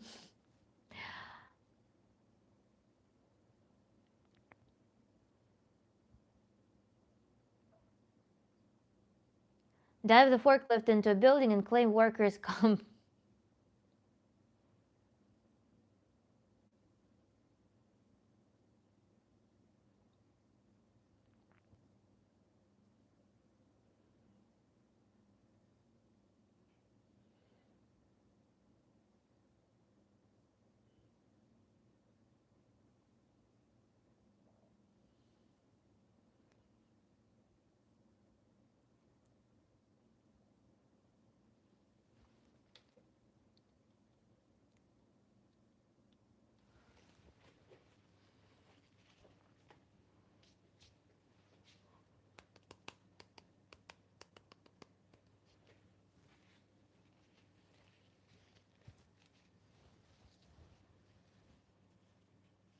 Because if anger is a dominant, let's talk about it. While Chad is thinking, let's talk about it. Anger is of any energetic emotion in general.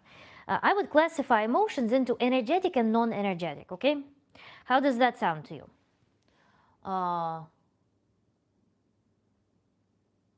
Sure. I would classify them as energetic and non-energetic. Even fear can be energetic or non-energetic. So let's draw it. Emotions can be energetic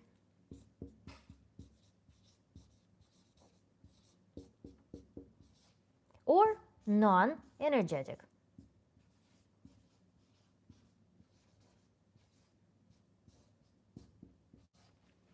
And these are two very important categories, I think, for emotions. Because energetic emotions mean that we can act.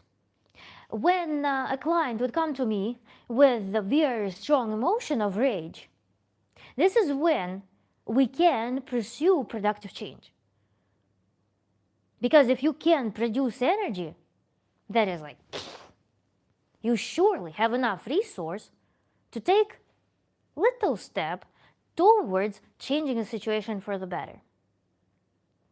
We only need to find a healthy route to doing that. We only need to establish the recipe for that.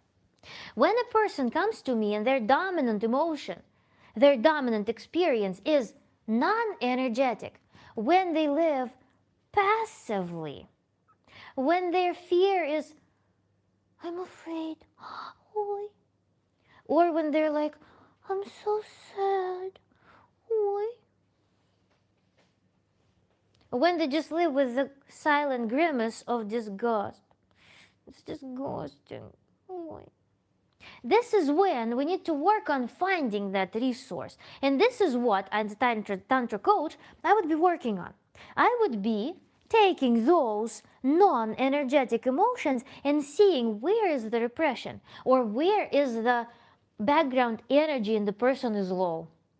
These two things. I would look into whether it's repressed, so the person is in a pressure cooker, and this is why they are not allowing the emotions to get expressed with more intensity, or whether the person is very fatigued, or both.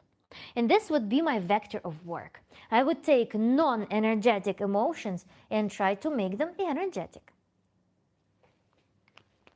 I would try to find the route to this expressiveness. How can we produce more reaction to the irritants, to the stimuli? Because you know how yesterday we worked on the case with learned helplessness.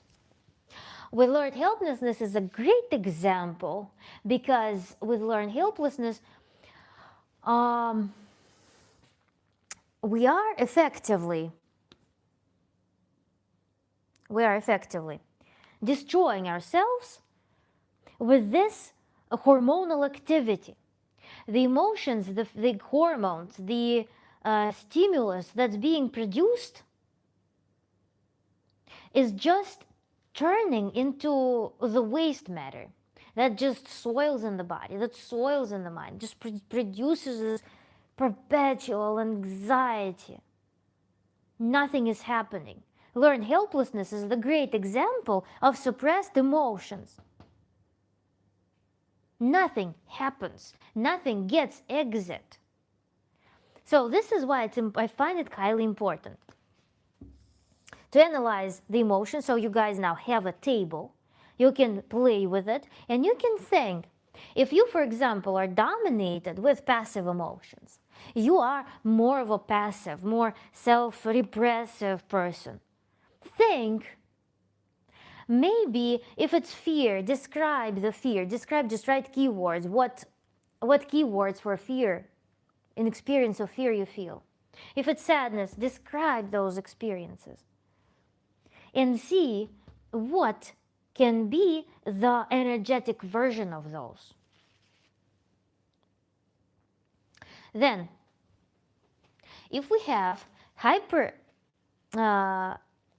fiery, let's say, experiences, super insane level of fear that brings those physical tremors, shivers, terror, basically, sensation of terror.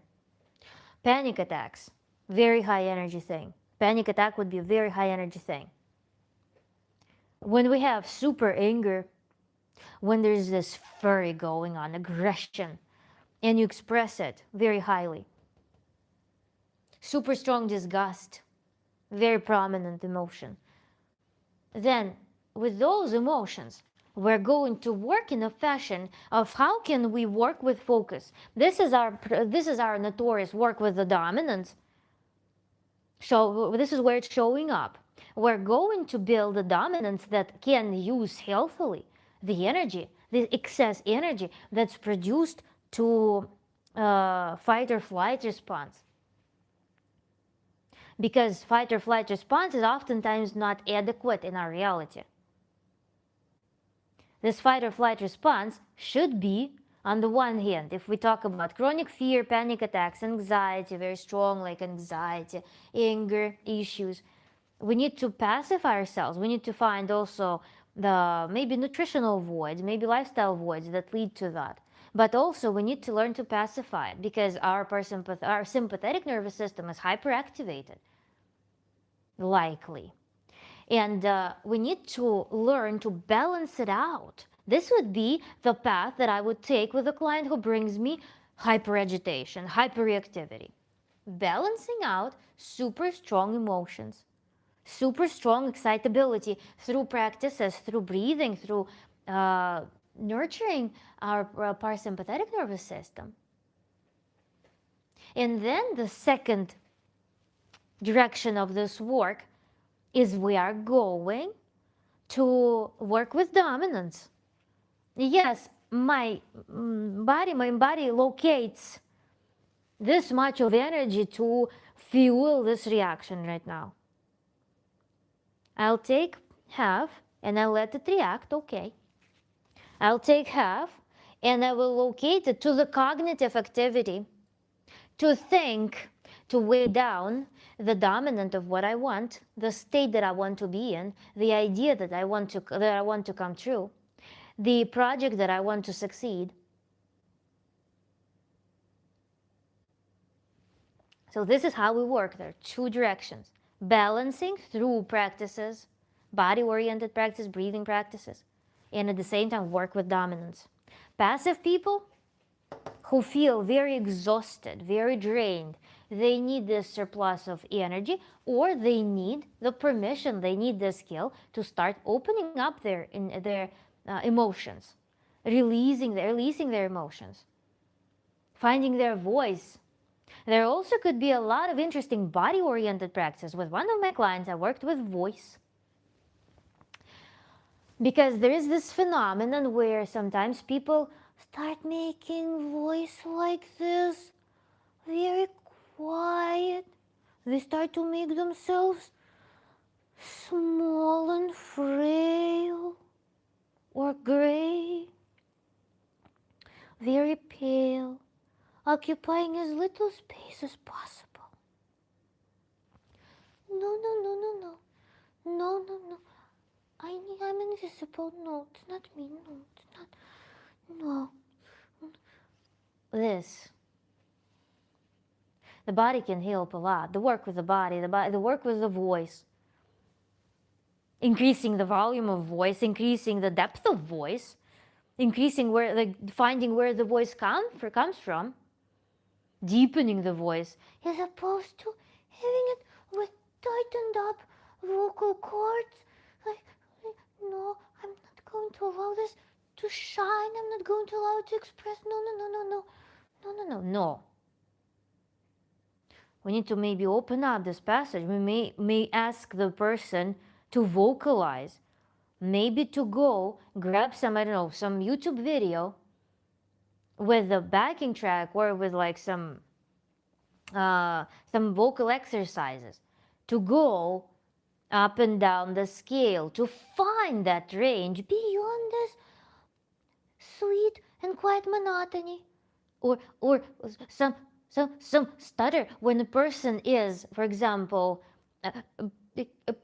just their voice, their speech breaks. This is another thing that I would be looking at in conjunction with this emotional map. Does a person just speak like this, hyperventilating, gasping air every time? That we hear that the air doesn't travel all the way down, the diaphragm isn't working, which means that here there is a nodule. The belly is not freely working, pumping this air. There is a blockage there.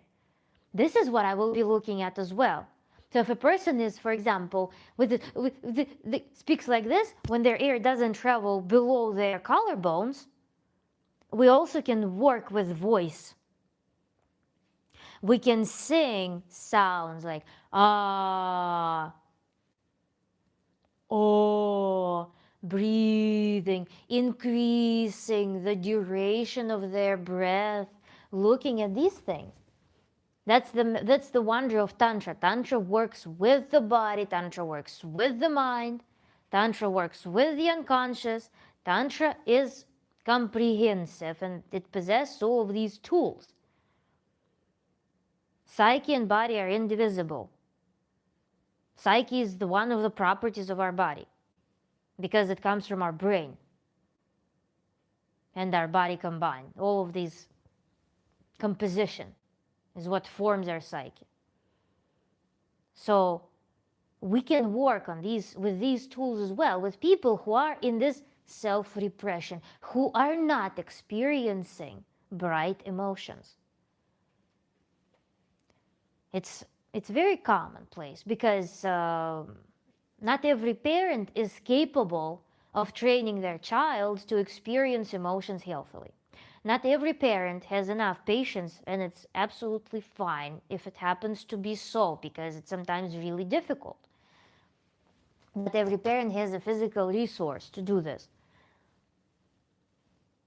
But in the childhood, they may, when they face the experiments of a child with their emotions, with expressiveness of themselves, a lot of parents sometimes cannot ensure this like safe environment, safe and comfortable environment for the child to find these boundaries. Because again, sometimes it's extreme, sometimes this process lands on parents' psyche that is again fatigued, that is traumatized itself, and so on.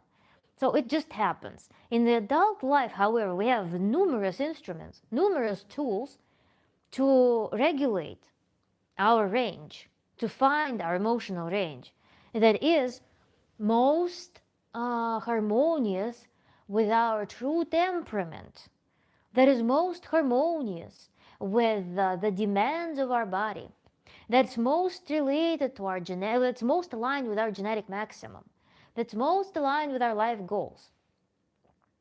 Freedom in emotions, freedom in expressiveness, and balance, being able to balance at the same time, is the key to, on the one hand, being very in tune with your desires, finding your voice, finding what you want and how you can achieve it, and also having free flow of energy through free expression of emotions, through free experience of emotions. And at the same time, having it balanced, having healthy relationship with emotional expressiveness and emotions also helps us to live more in alignment with some strategic process, strategic goals. If I know how to work with my emotions, and we're going to talk about certain examples next, when I know how to work with my own emotions, how to contain them, how to express them, how to live through them, how to safely, properly dump the excessive excitement, how to channel emotions to something productive. This is when I'm also at the same time, not only I'm free, not only energy flows, not only I'm not suppressing myself, but also I can function in the society. I can set the goals and I can achieve them. I can be strategic, I can exhibit strategic behavior, as opposed to being purely impulsive like a child on the floor in the supermarket demanding a chocolate bar. So this is the art, putting it all together. Experiencing emotions, if in the circumstance when you did not have a chance, for example, to play the full intensity of your emotion that your body demanded in response to some stimulus, some like, for example, someone gave some wonderful comment to you and or triggered your thoughts in some topic that you didn't care to think about. And what to do with that? This is what we're going to discuss after the chat.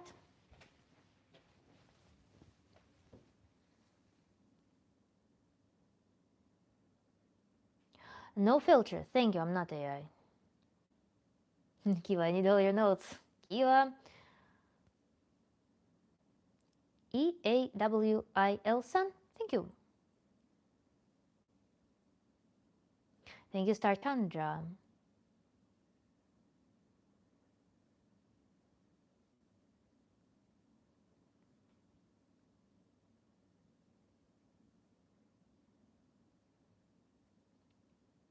Face the emotion, accept it, flow through it, and allow time to pass. I'd have to explain too much about what I do at work, I guess, for it to be relevant here. Sure. Never felt her okay.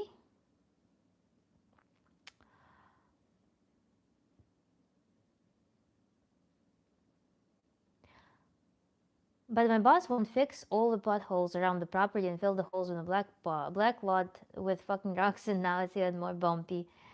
And he won't fixing the machine. And to be honest, it's while I'm fixing the machine, I'm yelling as I fix it. It's an interesting metaphor, Chad, with with what we've talked about in the past, it sounds like it's very similar to your fixing journey in general. This fixing, fixing, fixing. I can't resist this comparison, to be honest. This like, fix it, fix it. When will you fix yourself, you piece of shit? Mm-hmm. I'm saying in a not in a way to necessarily demand approval of my idea, but just some observation.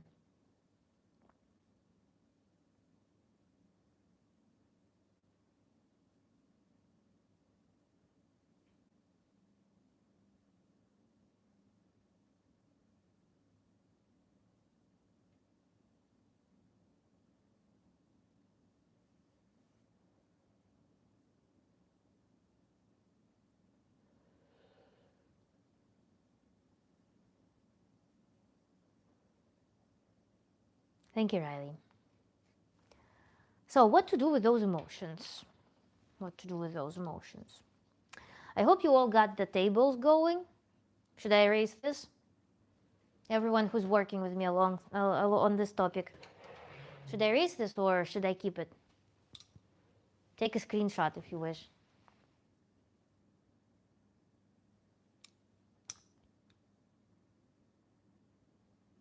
It's funny how I forgot how tables work. You could literally just make frequency, intensity, and ease as columns and call it a day. So I am going to start working on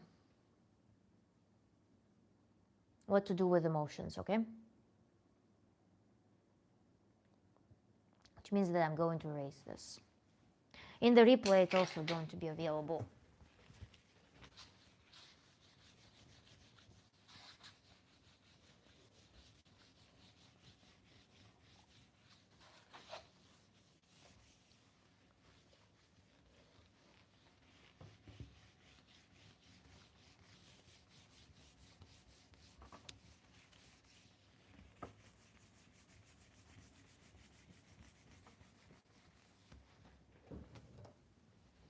Now that you have all the data on your emotions, not sure who needed all my notes, but these notes are in the answer.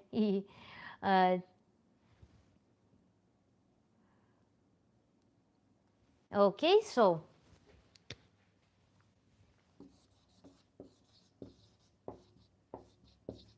what to do with emotions?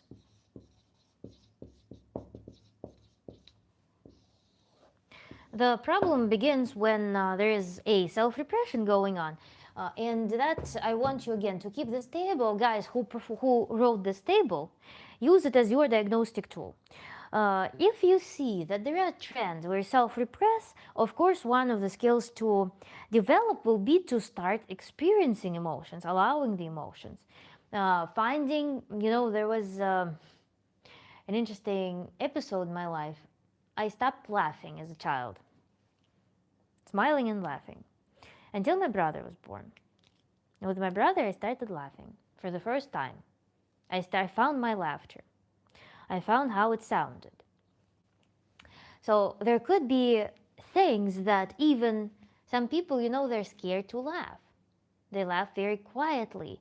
They're scared of expressing themselves in laughter. There are people who struggle to cry. There are people who struggle to just legalize the emotions. For example, remember that story about this judgmental bitch in my head. Judgmental bitch would always come up and screw my imagination process. Judgmental bitch would prohibit me to experience feelings. She was protecting me from certain feelings, from certain emotional experiences. And this can happen as well. If you have been under a lot of pressure, such that your capacity to conduct emotions, experience emotions, is very low. And we all remember that emotions are hormonal reactions and some reflexes that happen in response to them, such as crying or laughing or shaking. So we have some hormonal burst and we have reflex that follows. This is emotion, how we experience it. If you have very low capacity to experience emotions, you may have this internal judge that will be prohibiting you to, for example, experience sadness. So whenever sadness happens, you may reach, like, let's say 3 points of sadness, even though you feel like there is a huge potential for this sadness, and some judge may start preventing you from actually experience the full intensity of that sadness that would lead to emotional release. Instead, you will have this low-grade sadness sitting on the background, draining your energy over time, and that will lead to, well, more and more exhaustion, perpetuation of this exhaustion, and more emotional numbness. Wait, 10% of battery left. God.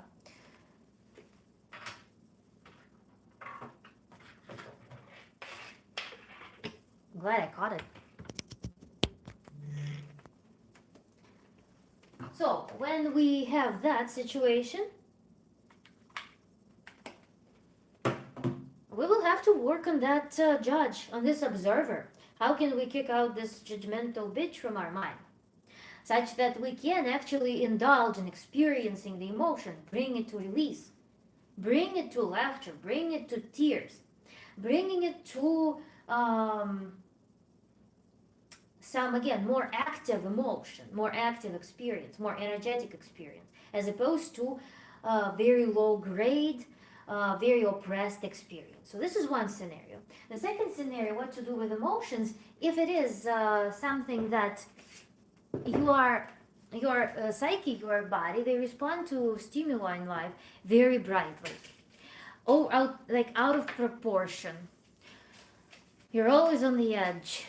And this is the stage of exhaustion that you're at. You're just not capable of containing the emotions, or you are very sensitive to a lot of things. A lot of things can push you off the edge.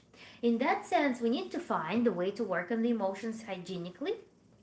And that oftentimes implies that in the moment, we anyway suppress the emotional response, because we cannot punch our boss, we cannot break the tool that's not fixable, we cannot just say some obscene things in the face of some person, because we are in some social context. So inevitably, in a lot of scenarios, this emotional load remains with us. We cannot express it into an action.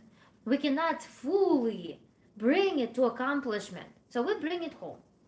We bring it home, and then it also can turn into this low-grade irritation, this garbage that we carry inside of us. So what to do with that? Besides just momentarily working on locating this energy to fuel some desired dominant, we need to know the tools for how we can work with emotions when we are at home. So we need to demand safe environment, safe environment. Safe environment means no observers, judges, or people, animals who can suffer from our emotional dump. So this is the criterion of safety for that environment. Safe environment, no observers, no judgment, and no creatures who can suffer from your emotional release.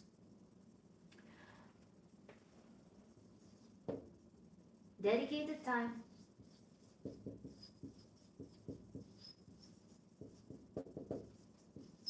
Dedicated time. Intention.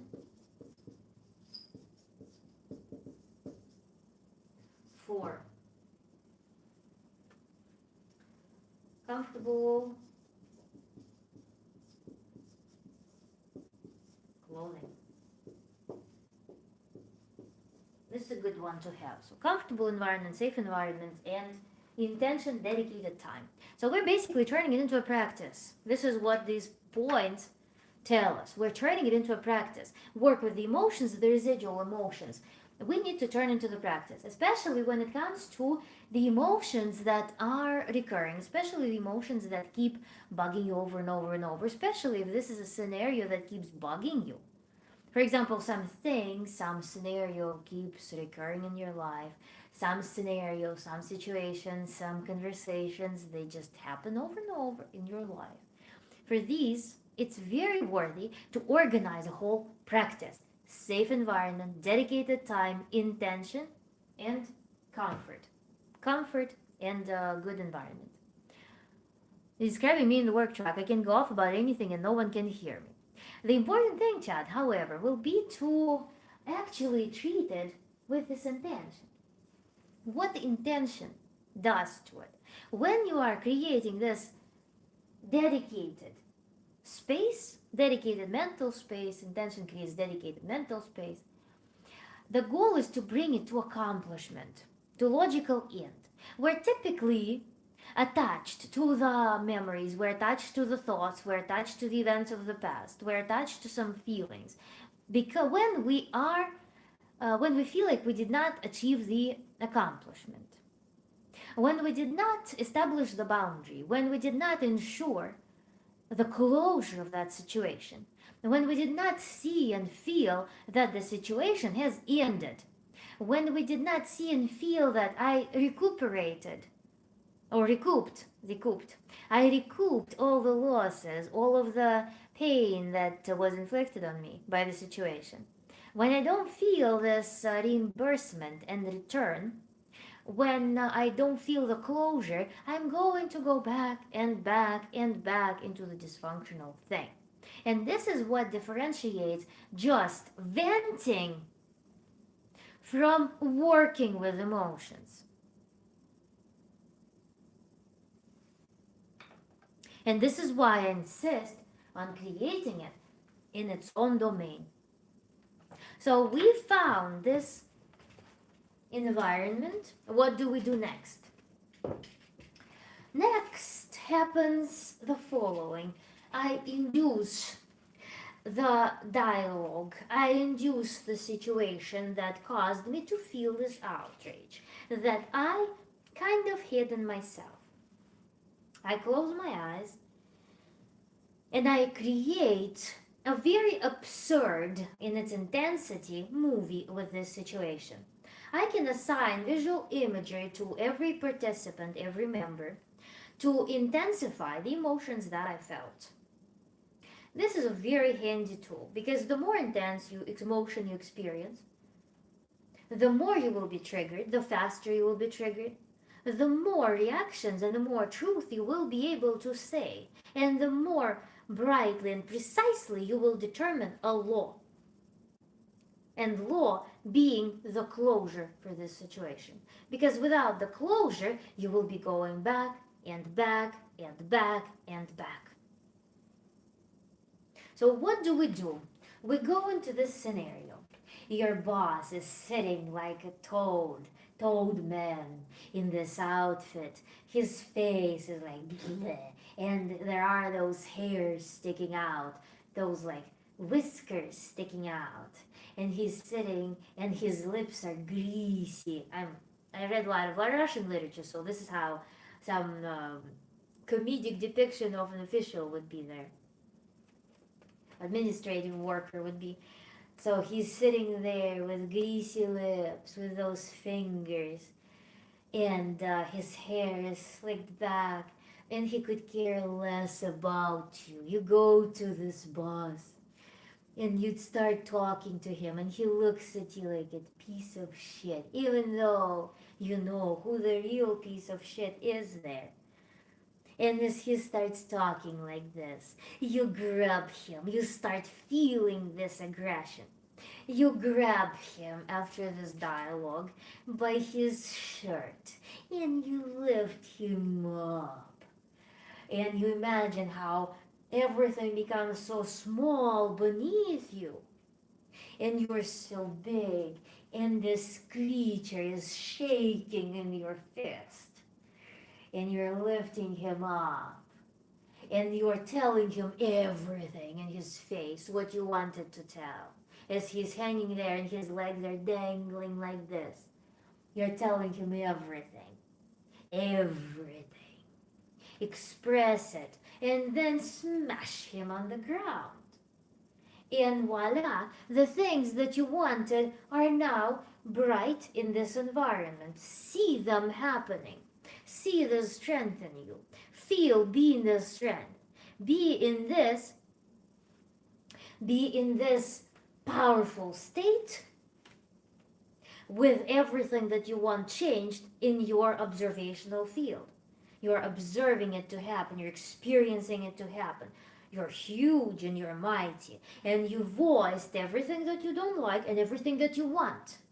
An important thing here is that to transmute your disappointment into what you want. This is another important thing. We're transmuting what we didn't want, what upset us, into what we want. You make a manifesto on the peak of this aggression.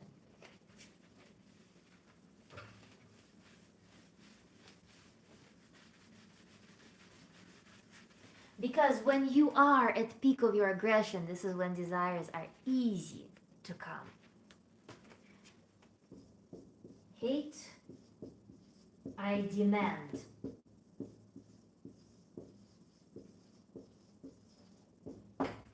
I demand. This is what we need to achieve. This is where our aggression, this is where our emotions or sadness or upset, everything of that kind, should go to. I demand. I demand this. And demand it from yourself. Bring it to beyond the bare issue that triggered that. Because you can be infinitely upset about the equipment being malfunctioning at your work. Start with that. I demand that equipment is all brand new, that you invest, that you give us good conditions for life. You should pay for this. You should organize our work environment such that it's healthy and safe and good, such that we can feel good here. You start with that. But then what happens? I demand feeling good. I demand good conditions. I demand good environments. In the end, demand it from yourself. Get this energy and bring it to demanding it from yourself. I demand that I live well. I demand that my environment is good and pleasant. I demand my happiness. I demand my joy. I demand my satisfaction. I demand good treatment. I treat myself very well. I demand it from myself now. This is how this practice works. You reached closure and you established something very actionable. You gave yourself a very powerful instruction. You gave yourself a direction. Visualizing with strong emotions, peak emotions, and come to closure. We're coming to closure. And hate goes to I demand.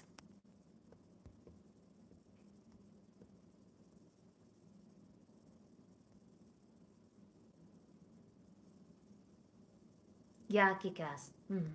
Dwayne?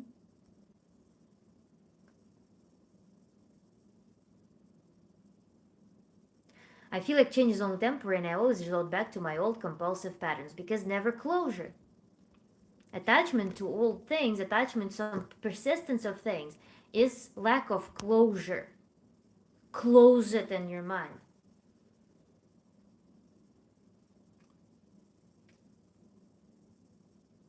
Маленькому, ты пришел на работу, ты сегодня такой умница. Пахнет мясом, да? Ты знаешь, что сегодня зарплата, прям после стрима будет зарплата, да? Будет зарплата за твою работу. Мясо уже готовится. Thank you, Kiva, great.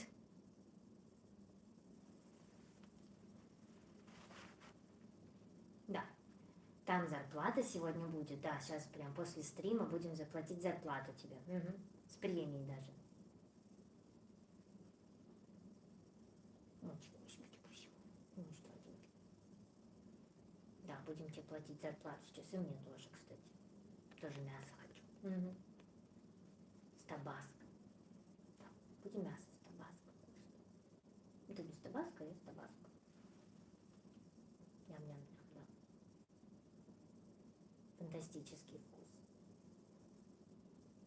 Это ужин, конечно. Супер.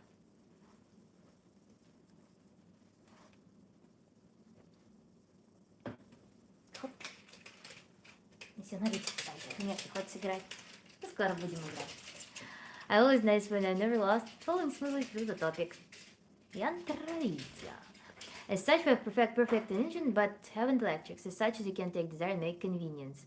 Who needs to get the fucking strap around the baler fixed? Several parts need to be replaced, but instead I just have to fix it every time it fucks up. Whenever I suggest this, it's just my fault somehow, even though I fix the problem almost every time without calling the maintenance crew. I'm telling you, Chad, just bring it to the extreme in your mind. Get yourself resourced and get yourself beyond this point in your life and see what happens. Because the way you conduct those conversations also will change. The trick is that when you communicate to people, you are entering some theatrical performance of two characters and two psychologies. So your different attitude that may be achieved through this completion practice, full circle practice, reclamation practice, may give you the assertiveness and the language cues or some nonverbal cues that your boss will read as like, oh, whoa, sorry, of course. As opposed to letting him play some hierarchy that's unfavorable for you. So that's how it may play in the external world. But put these thoughts, cultivate what you're writing, but perform it in the way with this recipe that we discussed.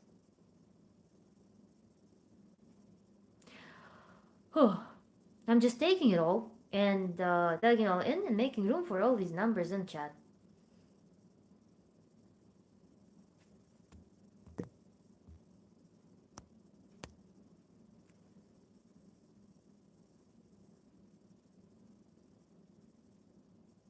Okay.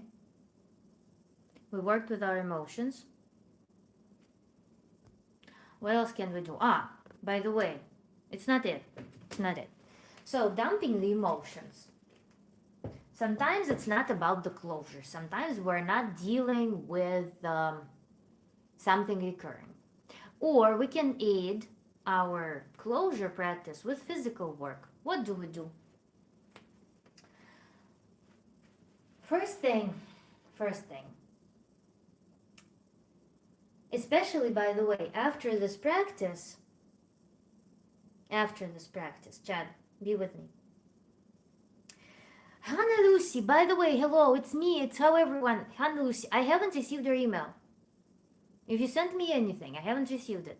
I checked my spam and I haven't received anything. I don't know if there was typo or maybe you decided to not email me yesterday. So maybe use my channel info to get the proper link if it was messed up a little bit, okay?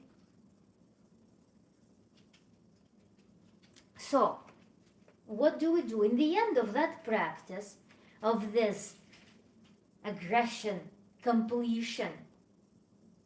We are going to balance our state, because being in that hyper-electric state may not be something desirable. We may still feel some residual stuff in our body. While we can, of course, also work with our body as we're doing this practice. And Chad, I really suggest that you specifically stand, that you're standing on your feet, that you're feeling ground under your feet, and you're tall and strong. And I want you to work with your posture. I want you to accompany this visual with physical work, such that your body grows big, such that you find the proper posture, such that you find the proper stance, such that you find the proper voice, projection. Another thing is, in the end, we're going to shake it off. To shake it off, wonderful, simple, very enjoyable practice for everyone, even after a simple day at the work desk, even after some more or less stagnant day or maybe a lot of social interactions for everyone. Oh, I tried to email but said it was incorrect email address. Thank you, Hannah, for the outfit compliment. And great to be here. Very happy. The email you can find in my YouTube channel, I guess, and my info box of the channel. So I do apologize for that, but it should work. There should be correct address. So we are doing the following: to dump this excess of tension, excess emotion, free our body. We're going to stand up and we're going to squeeze every single muscle in our body that we can. We're squeezing it, tensing it out.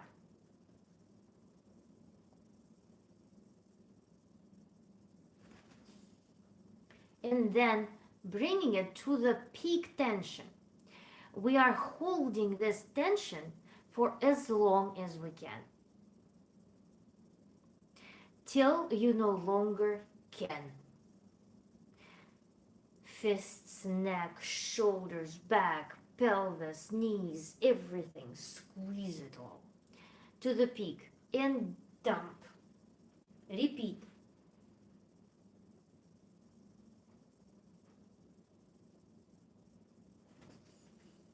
Let it shake off.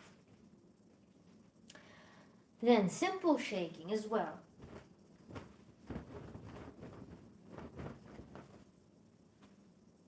And then, after we do those physical things with shaking, with tension, with post-isometric relaxation, we can follow up with left nostril breathing, for instance, to enter a more relaxed state. We plug our right nostril. We can do several breaths with left nostril. Or we can do alternating nostril breathing, ending on the left nostril exhale. We can do,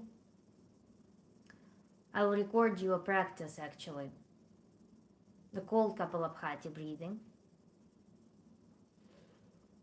And then we can also do any meditations like defocus meditation. We can do the meditation that we're going to study tomorrow. By the way, Chad, if you want, email me still. You can still attend tomorrow's workshop. So you have extra steps through, oh, never mind, spoke too soon. Do this a lot. Okay. So this is the recipe. Bring it to completion. Let's, if we were to find a keyword for that, is bring it to completion and transmute. I hate, I demand change. I give myself instructions. Focus, defocus, that's a great practice, Kiva said. Wonderful that you're enjoying it. And then we also discussed, remember, if some of you who created the table of emotions with gradation, we also work on trying to find how we can energize non-energetic, oppressive emotions, how we can bring them to a more energetic state. So here I will conclude today's work, and I'm going to probably close the stream very soon because it's a little bit late. So any closing notes, any questions, any concerns, any comments, any suggestions? We're going to part ways for most of you guys till Tuesday, but those who are attending the workshop tomorrow, we're going to meet 2 p.m. New York time tomorrow. You should have a link in your email, everyone who attended before, and Hannah also. I hope we'll get our email situation sorted. And you are also going to be able to attend. And Chad, if you are interested in attending this workshop, please send me an email. Trip, what's tomorrow workshop? Tomorrow workshop is, no, it's not too late, Chad. Tomorrow's workshop is on emotions in the body. We're going to see how we can activate and relax different parts of the body, switch between relaxation and tension or tone rather, and how we can see the emotions in our body, how we can experience them, we can observe that connection.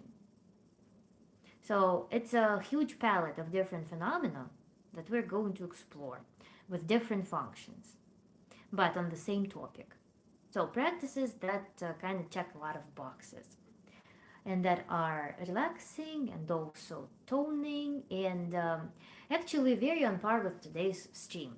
That concept that there are emotions that are not energetic, how to make them energetic, or how to harvest energy, vitality. Remember, we covered some part where we talked about some people have accentuation that makes them have a more passive outlook, more passive attitude in life, more oppressed state.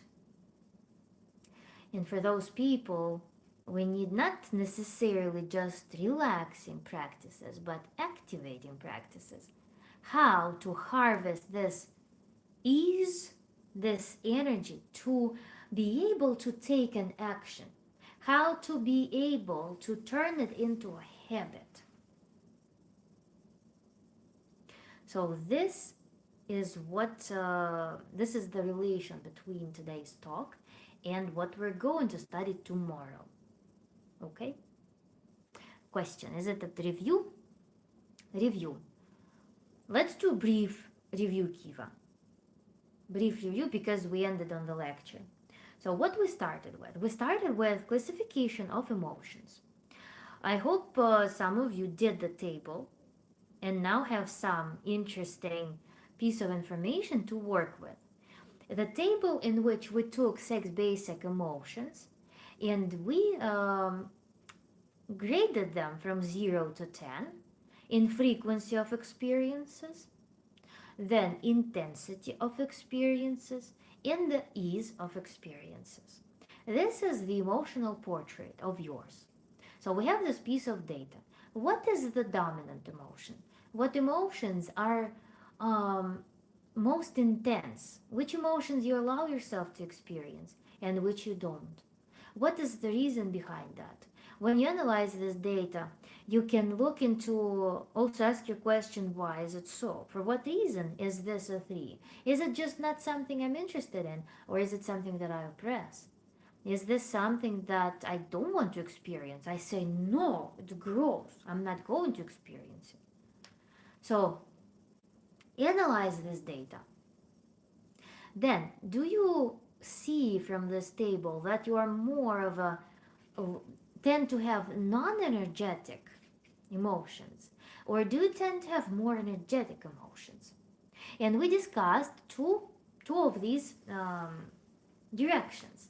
If you tend to have non-energetic emotions, then we need to work on increasing your vitality and on seeing how we can turn non-energetic emotions into a more energetic analogs, more expressive, more vibrant, bright emotional expressions.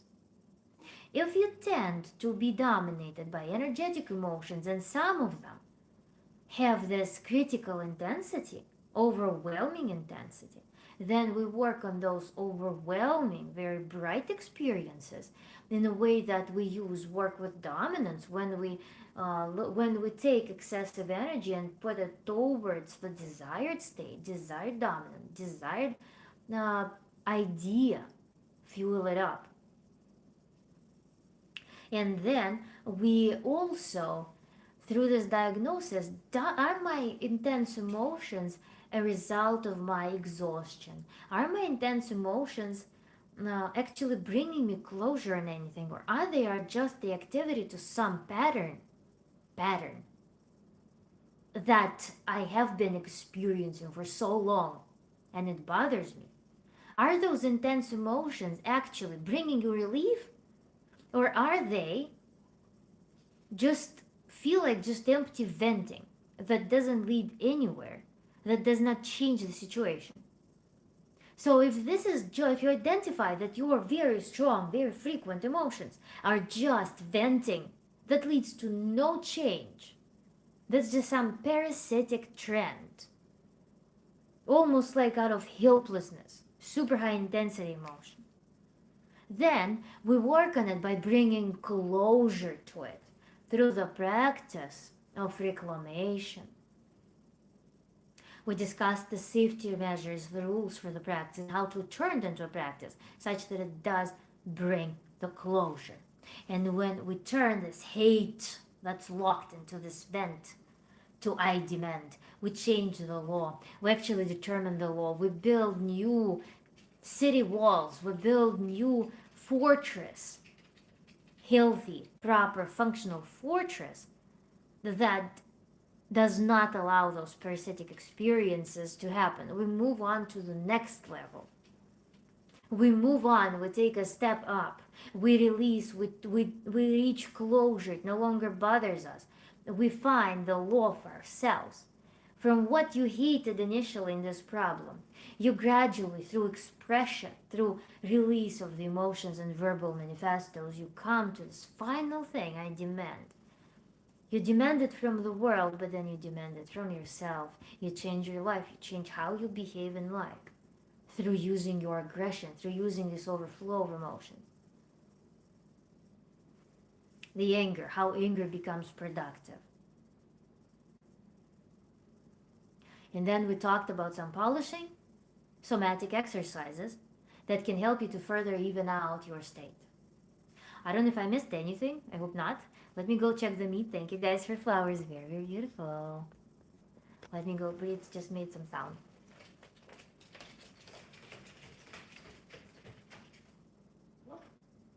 Thank you.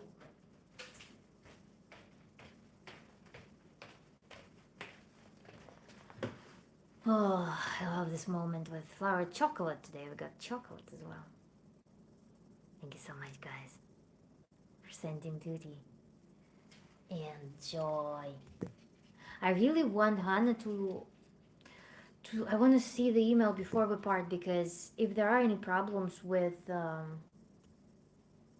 email, I want to be able to address it. Hannah, are you still here?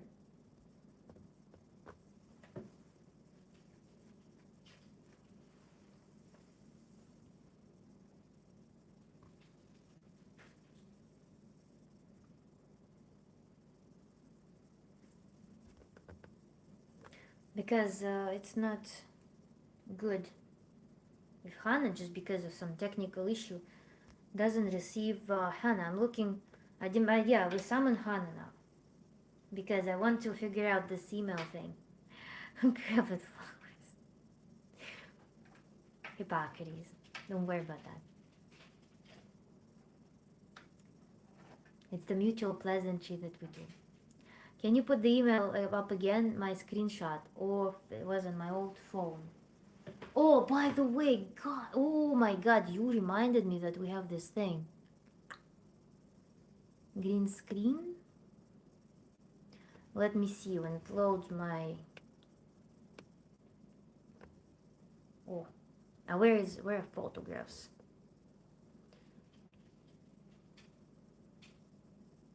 One second.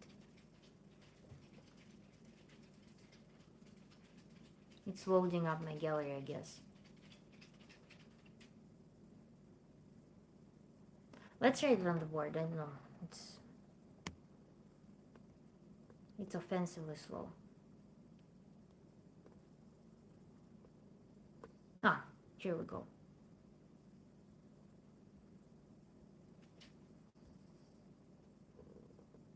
Маленькому, сейчас мясо будем есть с тобой, да?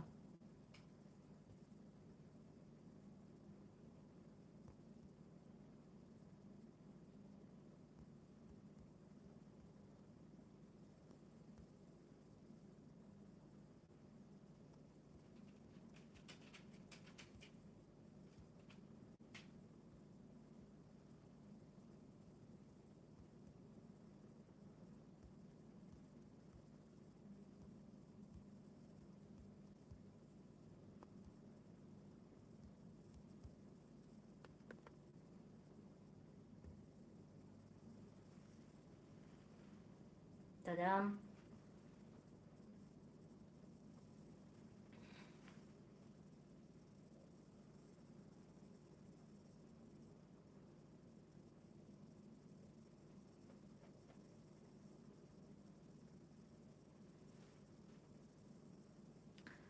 What the hell is the stream? It's already ending, don't worry about it.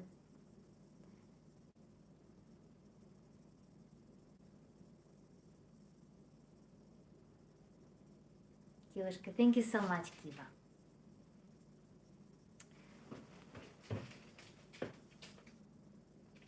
Excellent new screenshot acquired. Okay.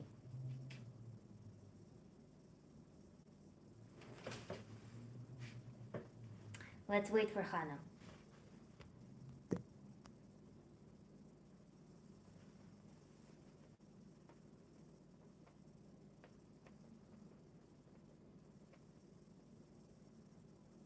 The workshop is on the email. Maybe I joined too late.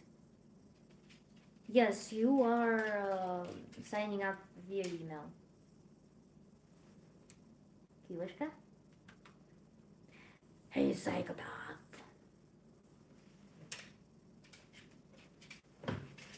What? Hippocrates. Whoa, you found your style. Thank you so much. It's like it's flat. What? Oh.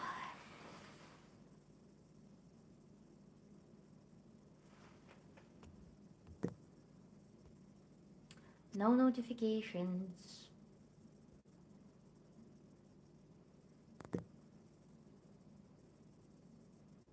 What kind of dog do you own? Yorkie Poodle. It was explosive, I could do much better.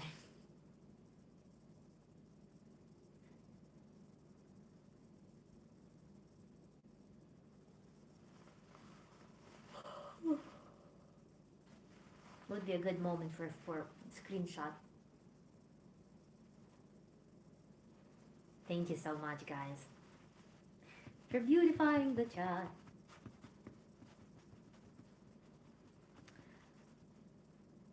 Let me do something. I feel lack of accomplishment with this situation. Screenshot X. Think.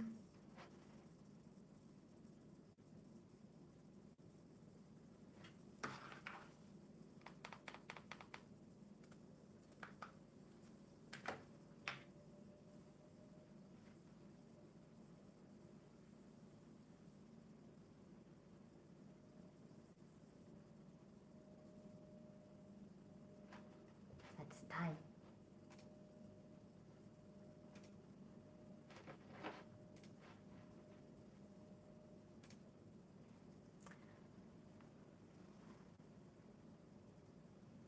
The proud medicine is on the wrong side of the world.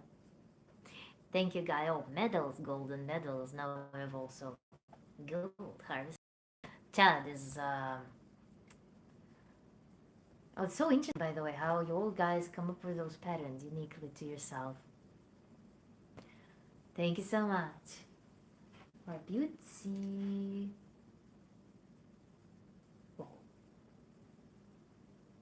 No emails. I feel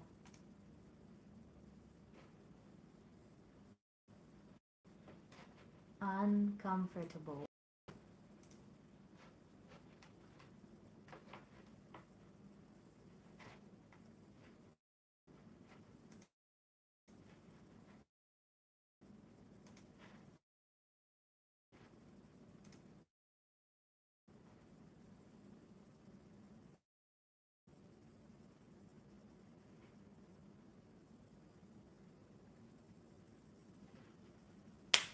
Hippocrates.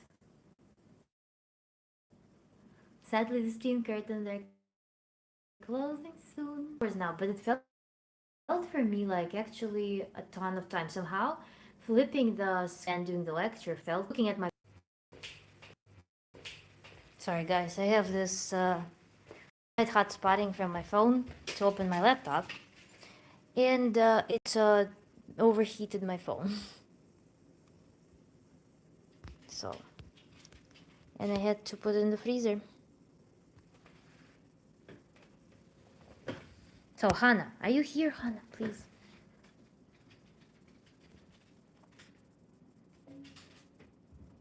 Kiyushka. And Hippocrates with Irish twist.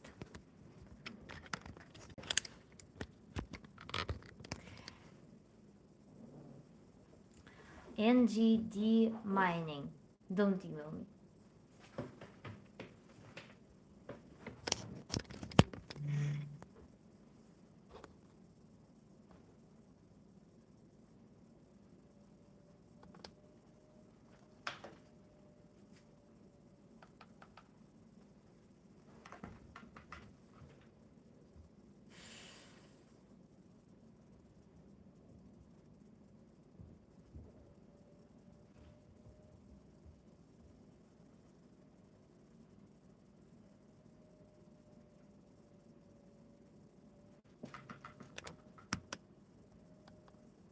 Oh,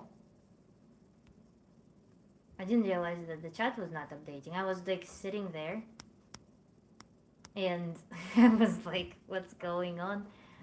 Everything froze, loading and repeating. Technical issues. Have your link for tomorrow, Hippocrates. Wonderful. Chad, please email me tonight or tomorrow morning. Kiyushka, thank you so much, Kiyushka. Thank you so much, спасибо. Моя дорогая, знайте это. Берегите себя, пожалуйста. Вы прекрасный человек. Даже не зная изначально вашей профессии, я считала вас как особенного человека. Умную, вдумчивую, благородную, талантливую. Было очень интересно послушать. Спасибо большое, Киева. Спасибо большое за... Давайте назовем это рефлексию. У вас очень много света, потому что у вас не иссякает запас очень добрых, очень теплых слов. И при этом еще и настроение, которое вы создаете, оно тоже всегда поддерживает эту теплоту и чувство дома здесь. Это потрясающе. Я очень благодарна вам за это. Это очень красиво жить с таким мироощущением, как у вас. Это очень красиво. Это большое счастье. Кива, спасибо вам большое.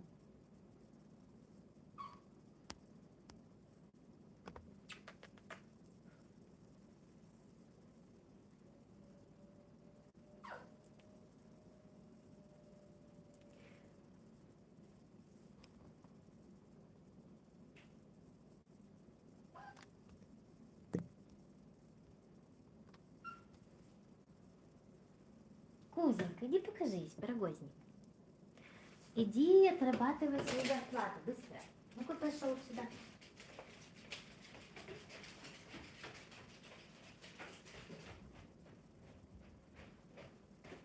Я сейчас тебя за попу укушу, если тебе сметелок завалю. Спешай. Не пойдет зарплату отрабатывать.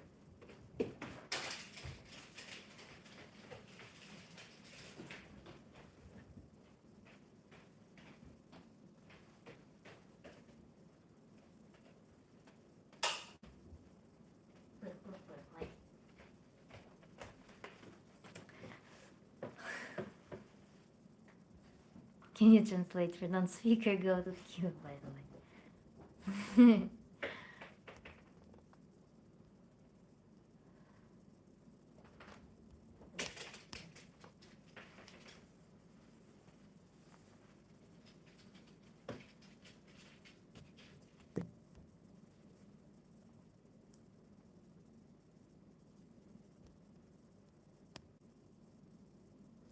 Antoine Fisher, almost bedtime. Yes, it is, for sure.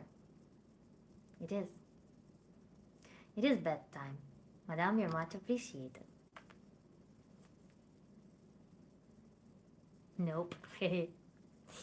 Hippocrates.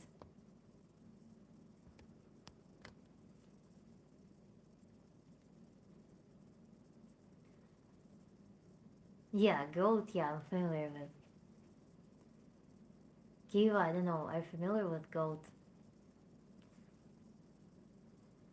I need to style my eyebrows. Didn't realize they were hanging down.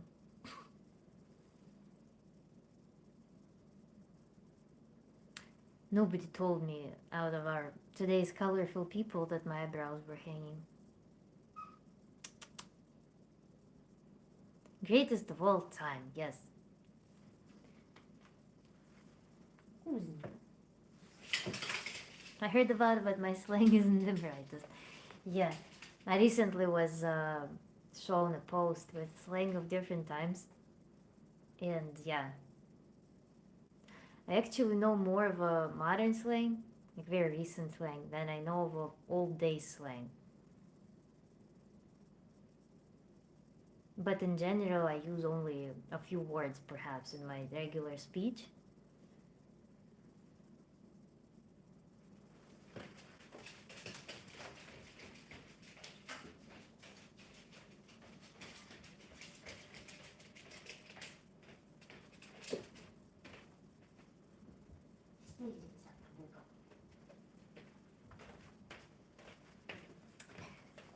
So, Hannah, do we have any hope that Hannah will show up? Still 22. Yeah, it's insane today. Very good.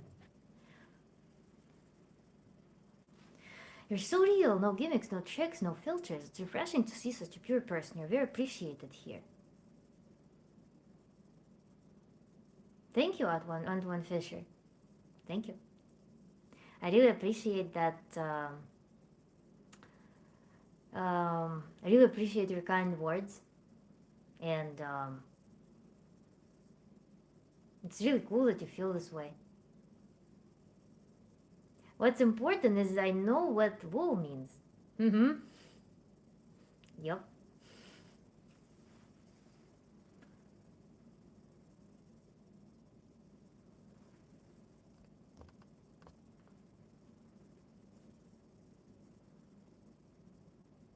Last attempt at summoning Hannah. Okay, Snake, thank you for helping me with that. I wanted to summon her here just to again bring some completion, because yesterday was such a good work. I wanna polish it up a little bit,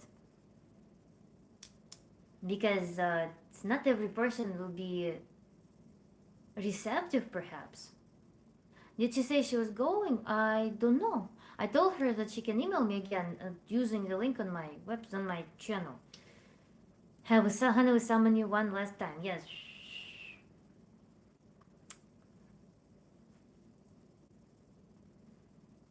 Magic trick. And yeah, would be nice to show her some other fun things.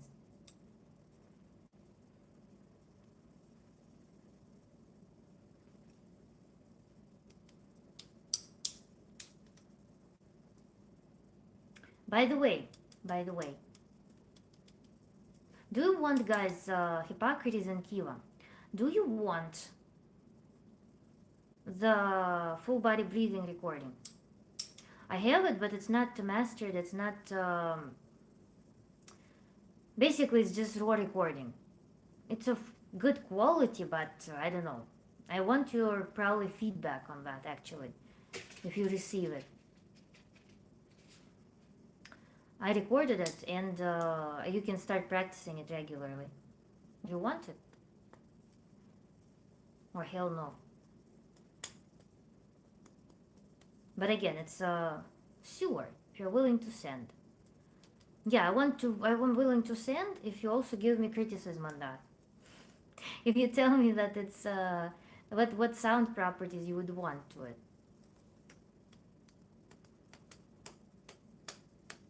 Because that's an enjoyable one. To me, it's like it was when when our class was going through Tantra, it was everyone was like, full body breathing, full body breathing. I'm doing full body breathing every day. It's my favorite thing. So there's schedule. You do it 5 times a week in the beginning. Good to do it 5 times a week.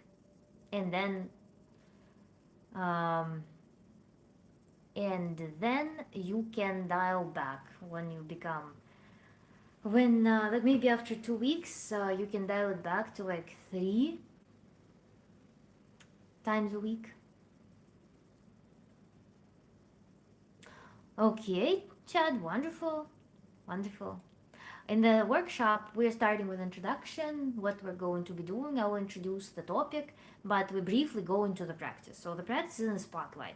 It's not like we're like la la la la la la la for 3 hours. No, we do practice and then we discuss the practice and how it felt and how we can alter it to suit the individual needs, individual perceptions, whether you felt anything at all, how it worked. So that's how it goes. It's practice focused. That's why it's a workshop. Less talk, more doing. I can say my criticism will be great. I adapt to what I have. Also good.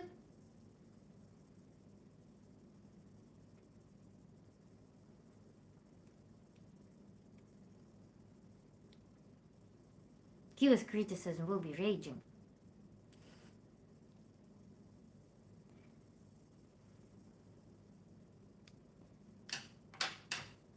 I mean, it's also,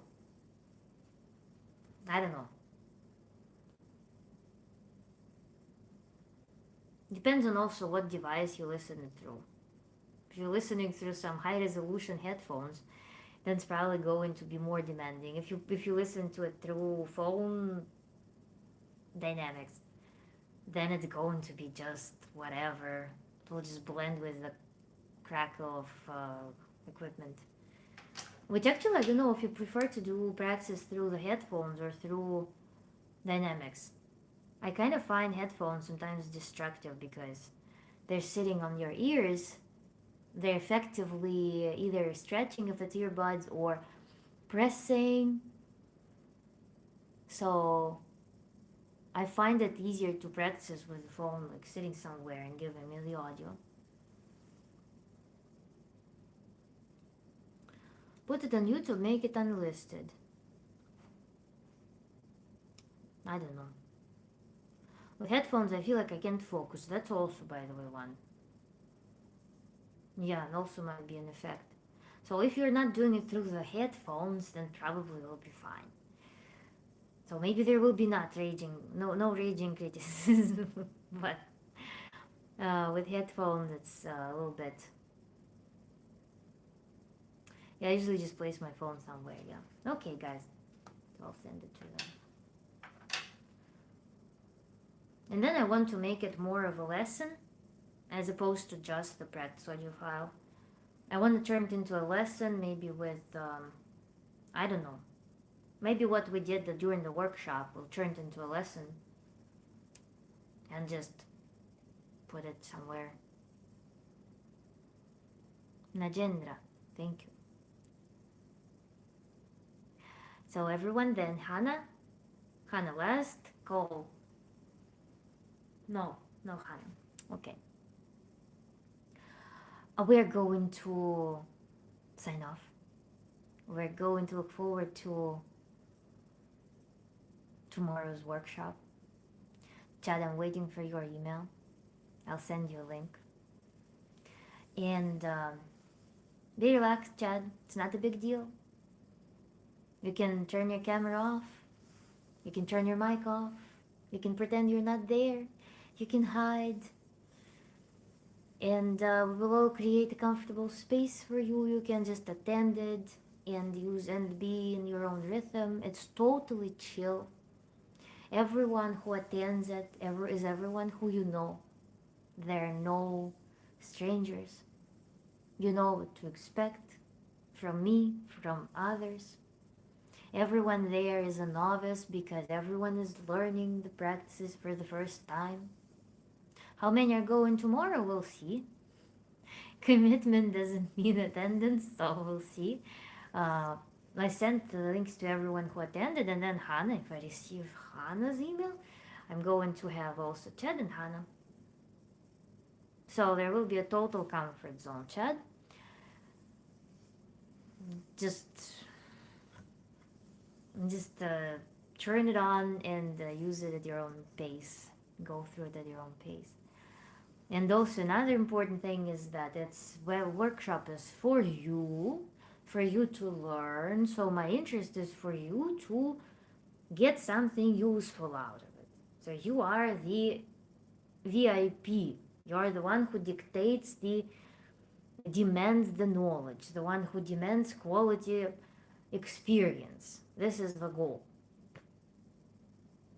I'll just place you guys' phone on the top of the piano and focus. Wonderful, very beautiful.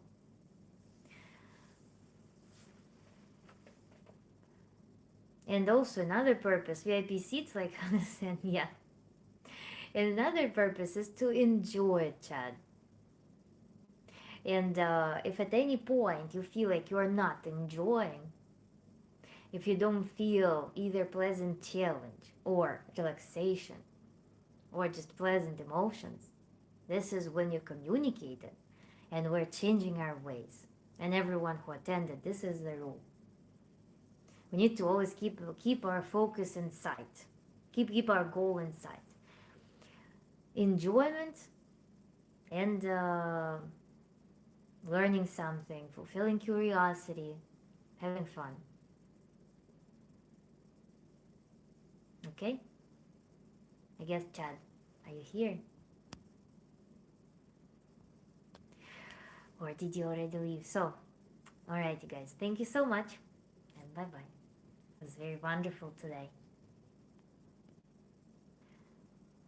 Bye. And your streams, I feel like I have friends here. And it will be even better there. More personable. The only annoyance, Chat, will be that we'll need to sign in and out a little bit because Zoom has time limit. It's the only annoying thing. But it also might be good because it will give us some blocks. Will give us more structured work as opposed to one huge monolith. So send me an email and look forward to something enjoyable. Okay, Chad? Bye-bye, guys. Flower parade accomplished. Word accomplished. Till next time, guess Tuesday. Bye-bye. Brothers and sisters.